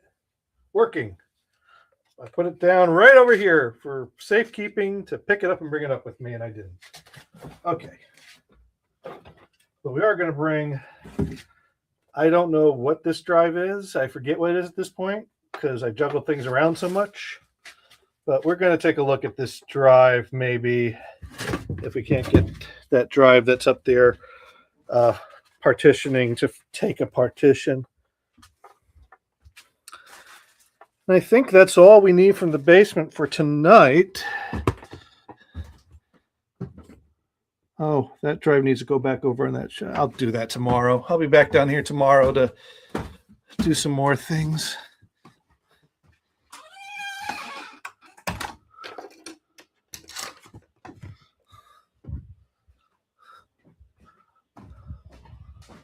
Okay.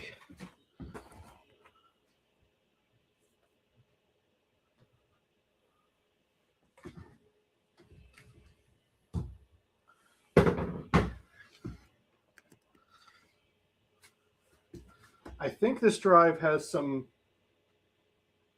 issues that it's rocking the heads back and forth and trying to redo processes until things time out and taking a really long time to come back with an error while trying to partition. So we could let this sit and see if the end result is that it eventually plots its way through. But even if it does, that doesn't bode well that normal processes would be error prone and take a lengthy amount of time to finish successfully. So I do think this drive is problematic. I haven't oiled this drive, so it could be some issues there with the stepper motor needing to be lubricated. It could be as simple as that, but it's probably not as simple as that. But this shows me that it's possible to get further along than we are on any of the drives that came in the package. So there clearly are some issues with those drives that the computer's not able to communicate. I think what I've learned about these drives is it's possible that you got the 2 ribbon cables that connect from the controller to the drive, the wider one and the narrower one. And the narrower one is the drive that actually transmits data. The wider one is the one that communicates with controlling the drive. And if the wider one is communicating adequately and the narrow one isn't, you won't get an error until you try to do something that requires actually... But then again, if that were the case, we wouldn't have been able to get a successful low-level format on this drive. And we absolutely did successfully get a low-level format on this drive. So I don't understand why a low-level format would take and then we can't partition it. Like, to me, that indicates that the drive's working, but that's just been my previous experience. I don't know. I've not worked with this era of equipment for long enough to really recognize the different types of failures as normal or abnormal. So I'm a little out of my element when it comes to troubleshooting this stuff. I'm not as much in my element as I am with current equipment and getting like modern equipment. I have a feel for how it's supposed to act. I have a feel for what different incorrect responses indicate. This stuff I'm still figuring out. So I'm just seeing failures in ways I haven't seen failures before, and I don't know what that means. All right, we're going to call it on this drive for now. This drive is just not quite all there, which is not all that surprising to me from what I recalled. But let's see what this drive does. Don't really remember which drive this is, or when I last, where it came from. This might be, I actually bought a drive like this at one point in time with plans of connecting it as a second hard drive inside the tower side, because these desktops had room for 4 drives, 3 front-facing bays and a sideways internal bay. So your hard drive doesn't have to have a faceplate out the front. You could just mount it internally.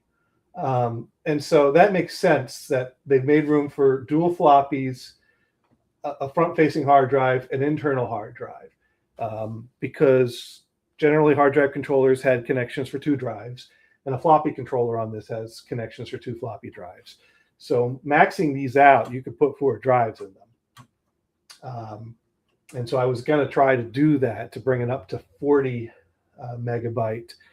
And I had problems getting the controller to work nicely with 2 hard drives connected, even though I thought I had a problem with the hard. So I bought a drive like this off of eBay that had no faceplate, was internal, intending to pair it with another one with a front plate on one of these machines, and have the controller take 2 drives.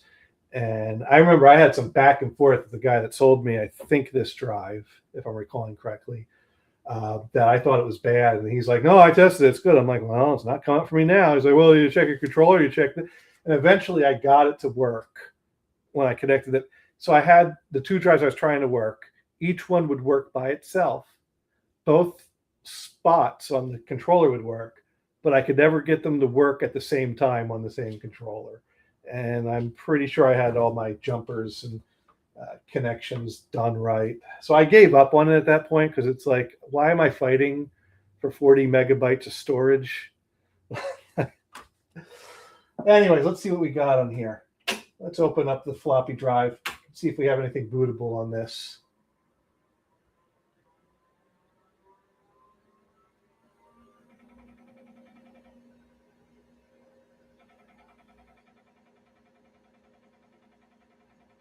Well, that's making some sounds. Okay, that's a good sound for that drive. So I don't, yep, no 1701, so we're good.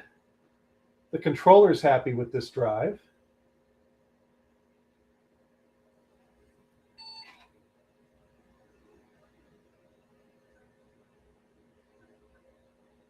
Bad or missing command interpreter. Well, that's a different one. All right, let's. Oh, you're not going to let me hit an any key?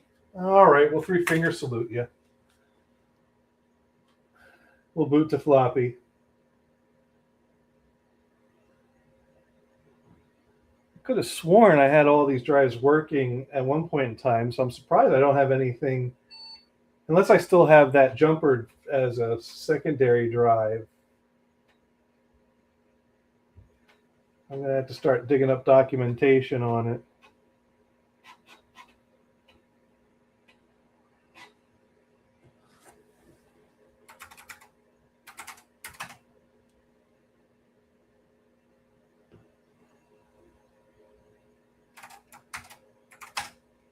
All right. Well, it reads it as a C drive. And we do have a DOS directory on here with all our DOS commands copied on here. Huh. But it's not seeing it as bootable. Interesting. All right, let's you know what?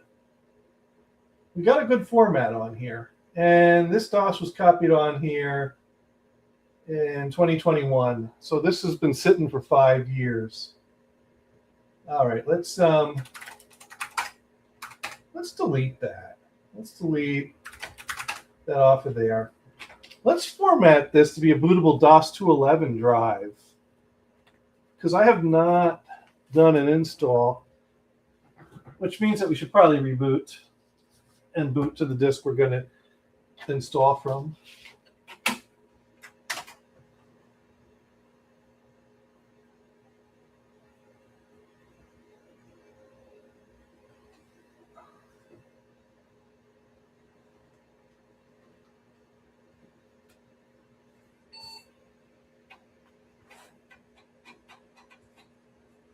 Let's see.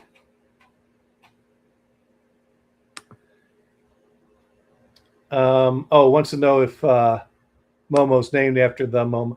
Momo had that name when I found her at the shelter. But it was just too perfect. Since we have our favorite streamer named Momo, that I decided to keep it.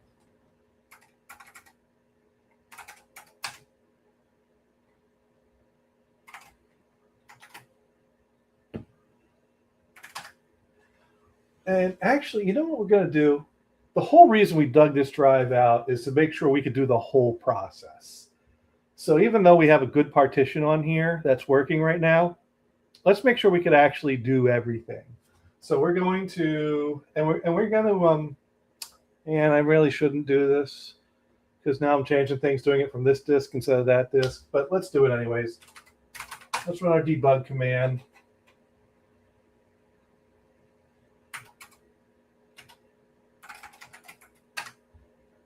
Let's do our low-level format on the disk.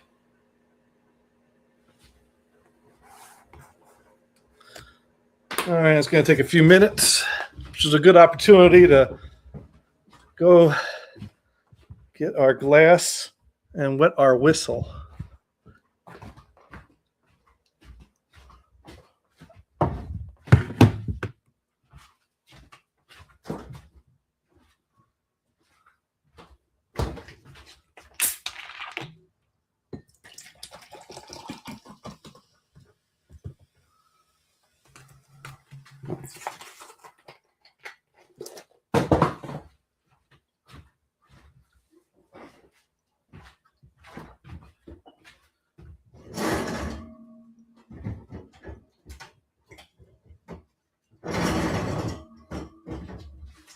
There we go. Emptied one bottle of seltzer. Got to put another one in.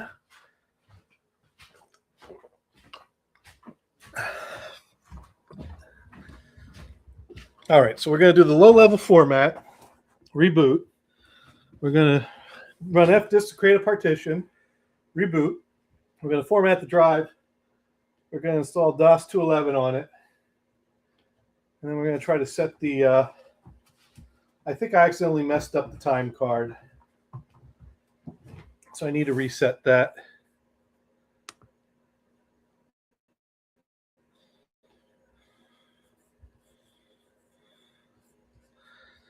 And what year do I want to set it to? What is the earliest year in 1900s? I can set the calendar to and have the month day align going forward for the longest, considering leap years.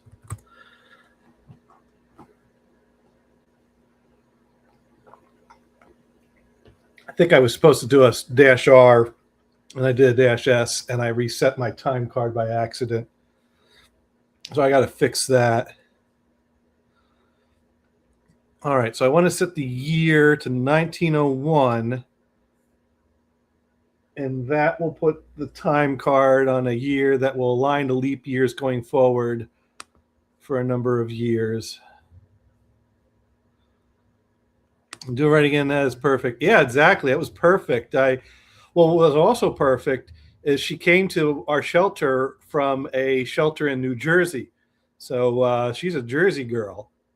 Although the Momo streamer seems to be commuting from Jersey, but she refers to growing up in New York. So I don't think she'd want to be called a Jersey girl. But Momo's a Jersey girl.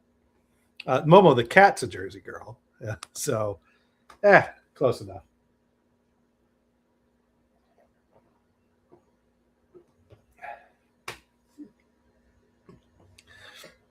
So yeah, this is the second time I've kind of documented this process on stream.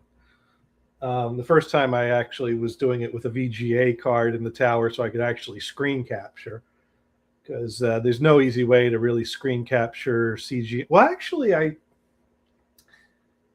think that card has a composite output that I could capture. All right, no bad tracks that I know of. Drive disk in A, any key, and we are rebooting, and we're going to boot to our ComputerLand DOS 211 disk. I'm probably going to eventually do this part on the working Tandon drive. There's not really a good reason to put this computer on DOS 211 when it runs DOS 3.30 perfectly fine, and DOS 3.30 is better than 211. But my whole goal with this computer was to make it as much like the family computer we had growing up as I can. And now that I have the original discs and books, that means that my working hard drive that is of the same model that was on the one we had growing up ought to be on the same OS.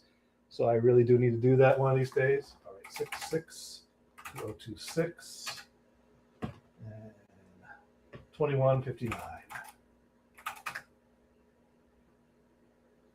Okay, so now we low-leveled formatted it. Now we need to partition it. So we're going to fdisk. And now we're going to find out if fdisk is just completely broken, because we've multiple times had this fdisk run and say it's created partitions and no partition was present. But also we've never got any time it didn't work here, it also didn't work on the 3.30 disk.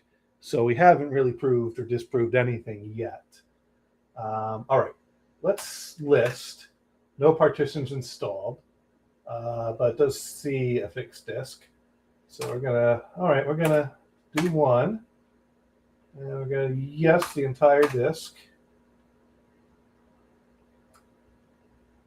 Okay, that again went really fast. That says to me that for some reason that fdisk command is not really doing anything.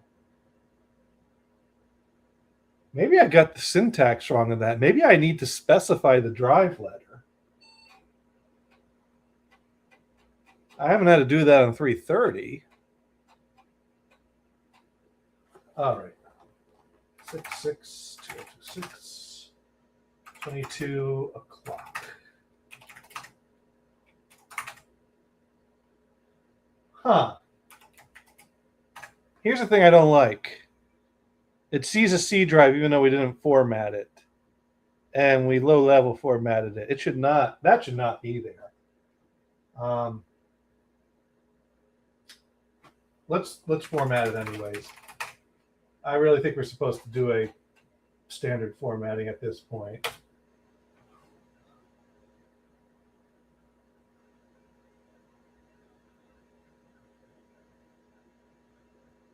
All right. I was not expecting to be able to go to C drive after doing fdisk to create a partition and before formatting. That doesn't seem right. But these steps are working, and this formatting seems to be formatting the drive. The drive is lit up. We got a green light glowing over here. I don't think it's really coming across.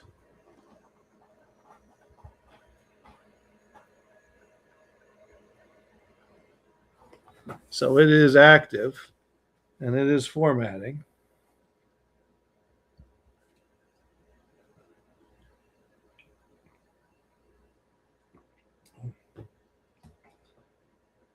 But on Monday, I got an XT card coming in because the one I had broke.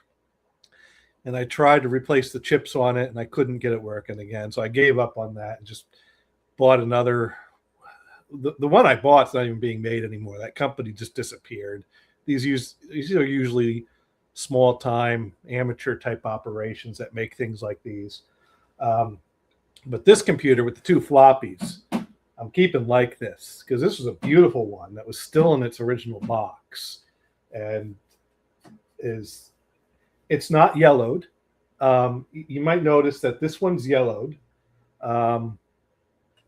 which sometimes people will do what's called retro brighting. A lot of this old beige equipment yellows over the years. And so there is the process that people do where they make a where you submerge the yellowed plastic in a bath that includes hydrogen peroxide, I believe, and expose it to ultraviolet light. The easiest way to do that is to do that on a sunny day and sit it outside. And then that lightens it. And that's been a way people have been restoring these things to look like new again. I'm not sure I'm going to do that with this one. I'm going to review my cases, try to find the best. This one I'm still kind of piecing together. I've yet to find quite the right floppy drive that's like the one that we had on our family computer. But this one, I just love how it is. And this one's been my fun one. And this one's been my retro one, which is why it's got the controller in it. And it's been my go-to to test vintage stuff. All right, our format is complete. So now we should be able to run sysc. And that puts the command, invalid parameter. Sysc colon?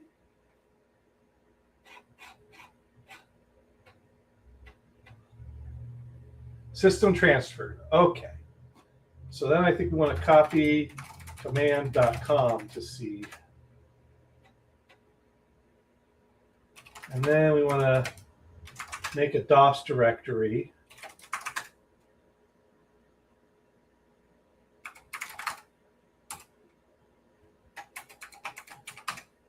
There we go.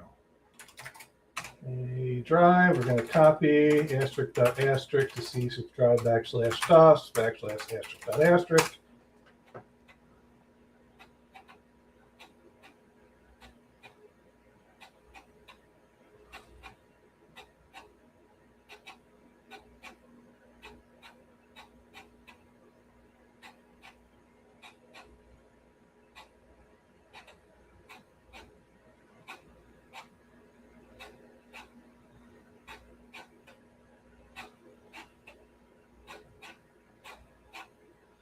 And this DOS 211 has the typical commands that you find on a version of 2 of DOS, but it's also got at least 2 files that are specific to the hardware that we're dealing with here. And we'll go over those shortly. Okay. That is cool. And now I'm going to copy another file. I'm going to copy our patched clock file. Copy rtc.drv.exe c colon / rtc.drv.exe.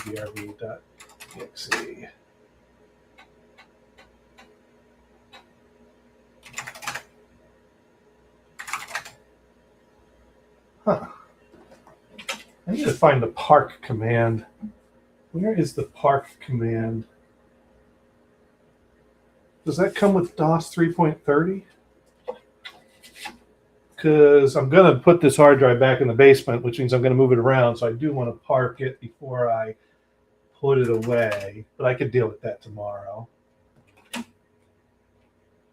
So I need to find where my park command is. No, there's no park on there. Did I just copy that off of another hard drive and just been floating it around like that? Anyways, point is, I bought another XDID card. Its tracking says it'll be coming Monday. That'll go in this computer because this computer is kind of like as modernized as I could make it fun. And that way it uses a compact flash card as a bootable device. So it gives me DOS 6.22. That gives me a lot more room. I have an EGA video card in this one, so I got better graphics there. So this is kind of, pushing it further than our family computer ever could. It's kind of like the theoretical upgrade we could have done if we were into upgrading hardware back then. And this one's going to stay true to the original, as true as I can. All right, let's check this floppy drive, see if we got a park command on here. Okay, park does not come with DOS 3.30. All right. Well, I'll just not move that hard drive around until I find a disk with park on it, because I know I got one somewhere. So anyways, at this point, we can power down, power this on with no floppy in the drive, and this is going to boot to ComputerLand DOS 2.11, although I've not made an auto-exec batch file yet. But we can do that shortly. So I've messed up the date and time on the date and time card. And our patched version of that software seems to not work to set it, but it works to read it and to set a year. Because the clock card on this computer only accepts a 2-digit year. So we're going to set the date here to June 6, 2026. And we're going to set the time to 2209. And I'm going to do prompt equals $P, $G.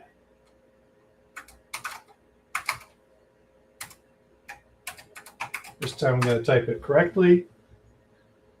And now we're going to go to CD /DOS, and we're going to do a directory on there. And we have a command called CP84, which has been well documented for quite some time as the command that lets us switch between high speed and low speed mode on this computer. So we do CP84 space -H, I believe. Nope, CP84 space H, no dash. Do not need to change.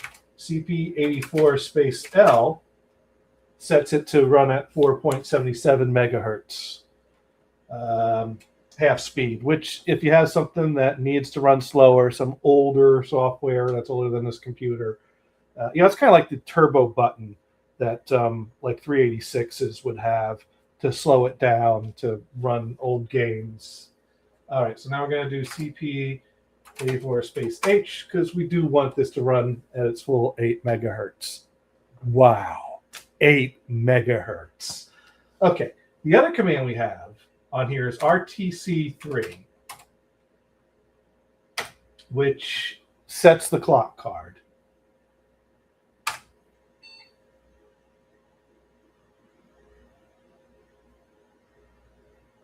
Huh. It did not like that.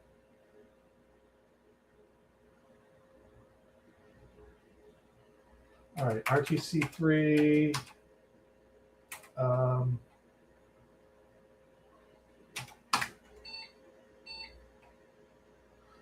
right.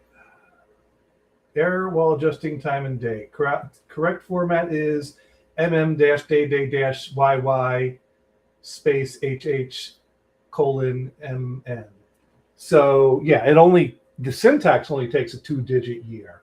So we want to do RTC3 space S space 06 dash 06 dash 01, because 1901 will align leap year wise to our current year. And then we're going to set the time to 2212.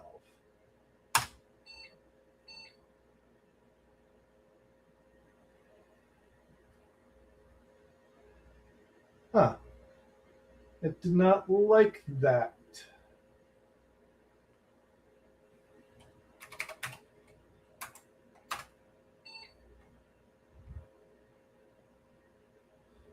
Huh.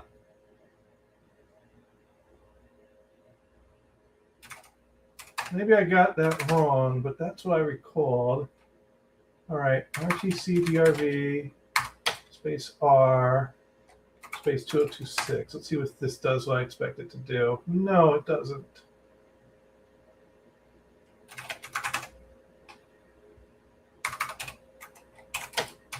All right, let's try setting it to 1980, because I know it likes that.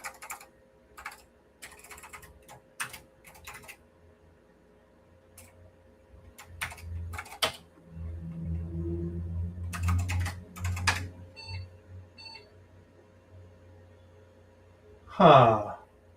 Oh, so, all right, maybe it doesn't like that I'm doing single digits. RTC3 space 06 dash 06 dash 80 space 22:13. Maybe it doesn't want the S. Huh.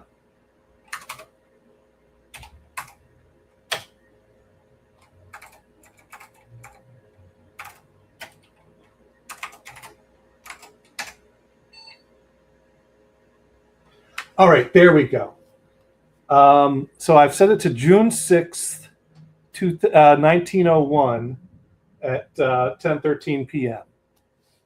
And it errored at me that it doesn't like that date.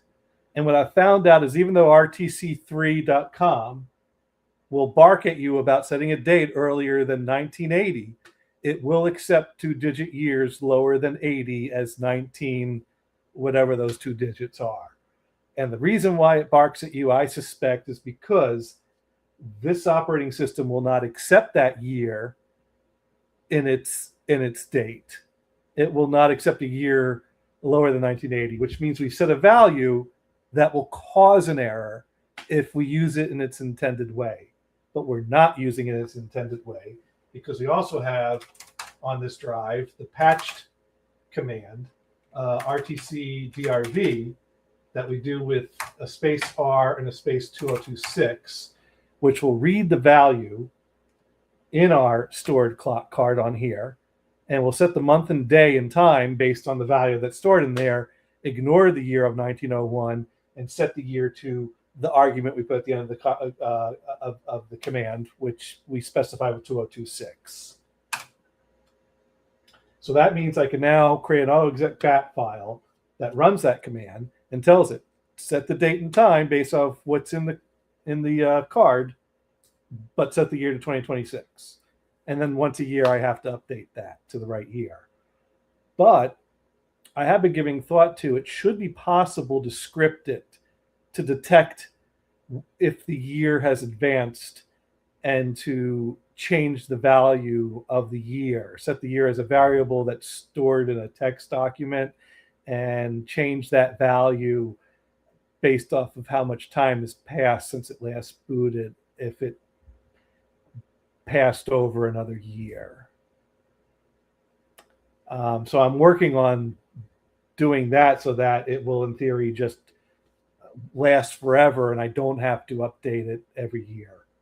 But it's not a big deal if I have to update it every year. So I'm going to do copy con autoexec.bat. All right, so what's the first thing I'm going to want it to do? I'm going to want it to run RTC-DRV space R space 2026. I'm going to want it to run CP84 space H. Although I think this version of DOS automatically boots to it in H, so I don't think we have to run that command. But I'd like putting it in there just to make sure we boot to high speed mode and not low speed mode. And then I like to clear the screen, CLS, and do a directory with the /W to give out a wide directory of everything that's in our C drive, because that's the way our family computer was configured to run and boot to DOS.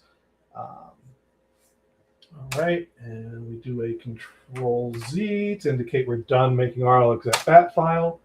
There we go.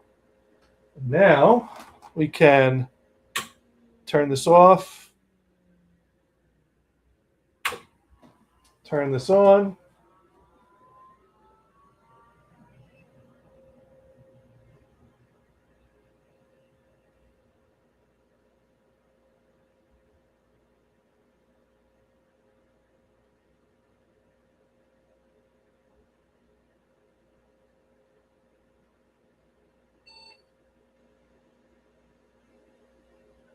And we're getting our boot. It's doing that. It's setting the date and the time. Oh, you know what? I forgot a few things in our all exec bat file. All right, copy con auto. Oh, wait. Type auto exec bat. There we go. Copy con auto exec bat. So what do we want to do? We want to do RTC-DRV space R space 2026. We want to do C:\\DOS /CP 84 space H. We want to do prompt equals $P $G. That gives us the C prompt that shows us what folder we're in. And then we want to clear the screen and directory wide. All right, I think that is what we want. Let's three-finger salute it.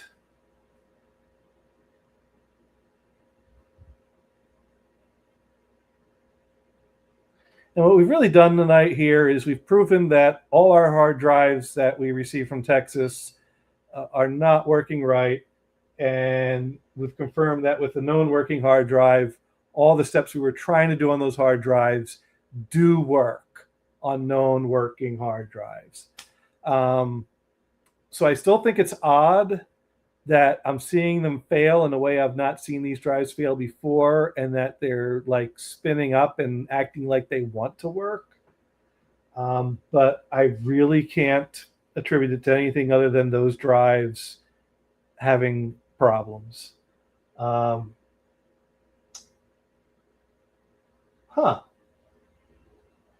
CLS isn't clearing the screen.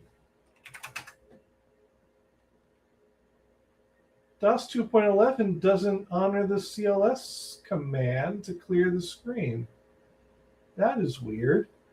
I could have sworn our family computer did that. Huh.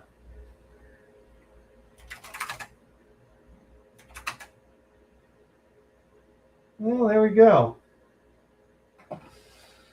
Anyways, where does that leave us? Well, I mean, I set up and configured this drive as if I was configuring it, but that's not really what I want to do, because we got to put this drive back in. I'm going to do that either tonight before I go to bed or tomorrow morning. And I think my next step is going to be to start doing some capacitor replacement on the boards of these drives and see if that makes any difference. Because maybe, I mean, the platters are spinning up and sound nice, and there's a lot of electronics on those boards. So there's a lot of failure points there that I can access without needing a clean room. So that gives me hope. Thank you for tuning in. If I don't see you all tomorrow, I will see you Monday, unless I don't. I don't know if Mars is going to be around. I haven't heard from Brian in a few weeks, so I don't know when I'm streaming next. but I'll send out a word message tomorrow, and we'll see what I hear back, and we'll go from there. So yeah. And for those on the Computer Bar channel, stay tuned. I do plan on doing some more work on these hard drives, and we'll provide more updates as more things happen. And plus, I still have those two Cystine CGA monitors on the floor there, which I got to get at least one of them in working condition again if I'm going to have my retro. It's as close to the same as I can get it, family computer up and running, because this CGA monitor, I'm lucky, I'm blessed that I still have a working CGA monitor among my collection, but it's not the one I want. But it's the one I need. But these down here are the ones I want, and I'm gonna have to start digging into them, and that I'm definitely gonna do with a camera on them, because the last time I took one of those apart, it didn't. It was worse when I put it back together. So I'm gonna take one of these apart carefully with the camera on it, so I can make sure every connection gets reconnected when I close it up. I probably need to recap it. I got to make sure I don't shock myself, discharge the CRT thoroughly.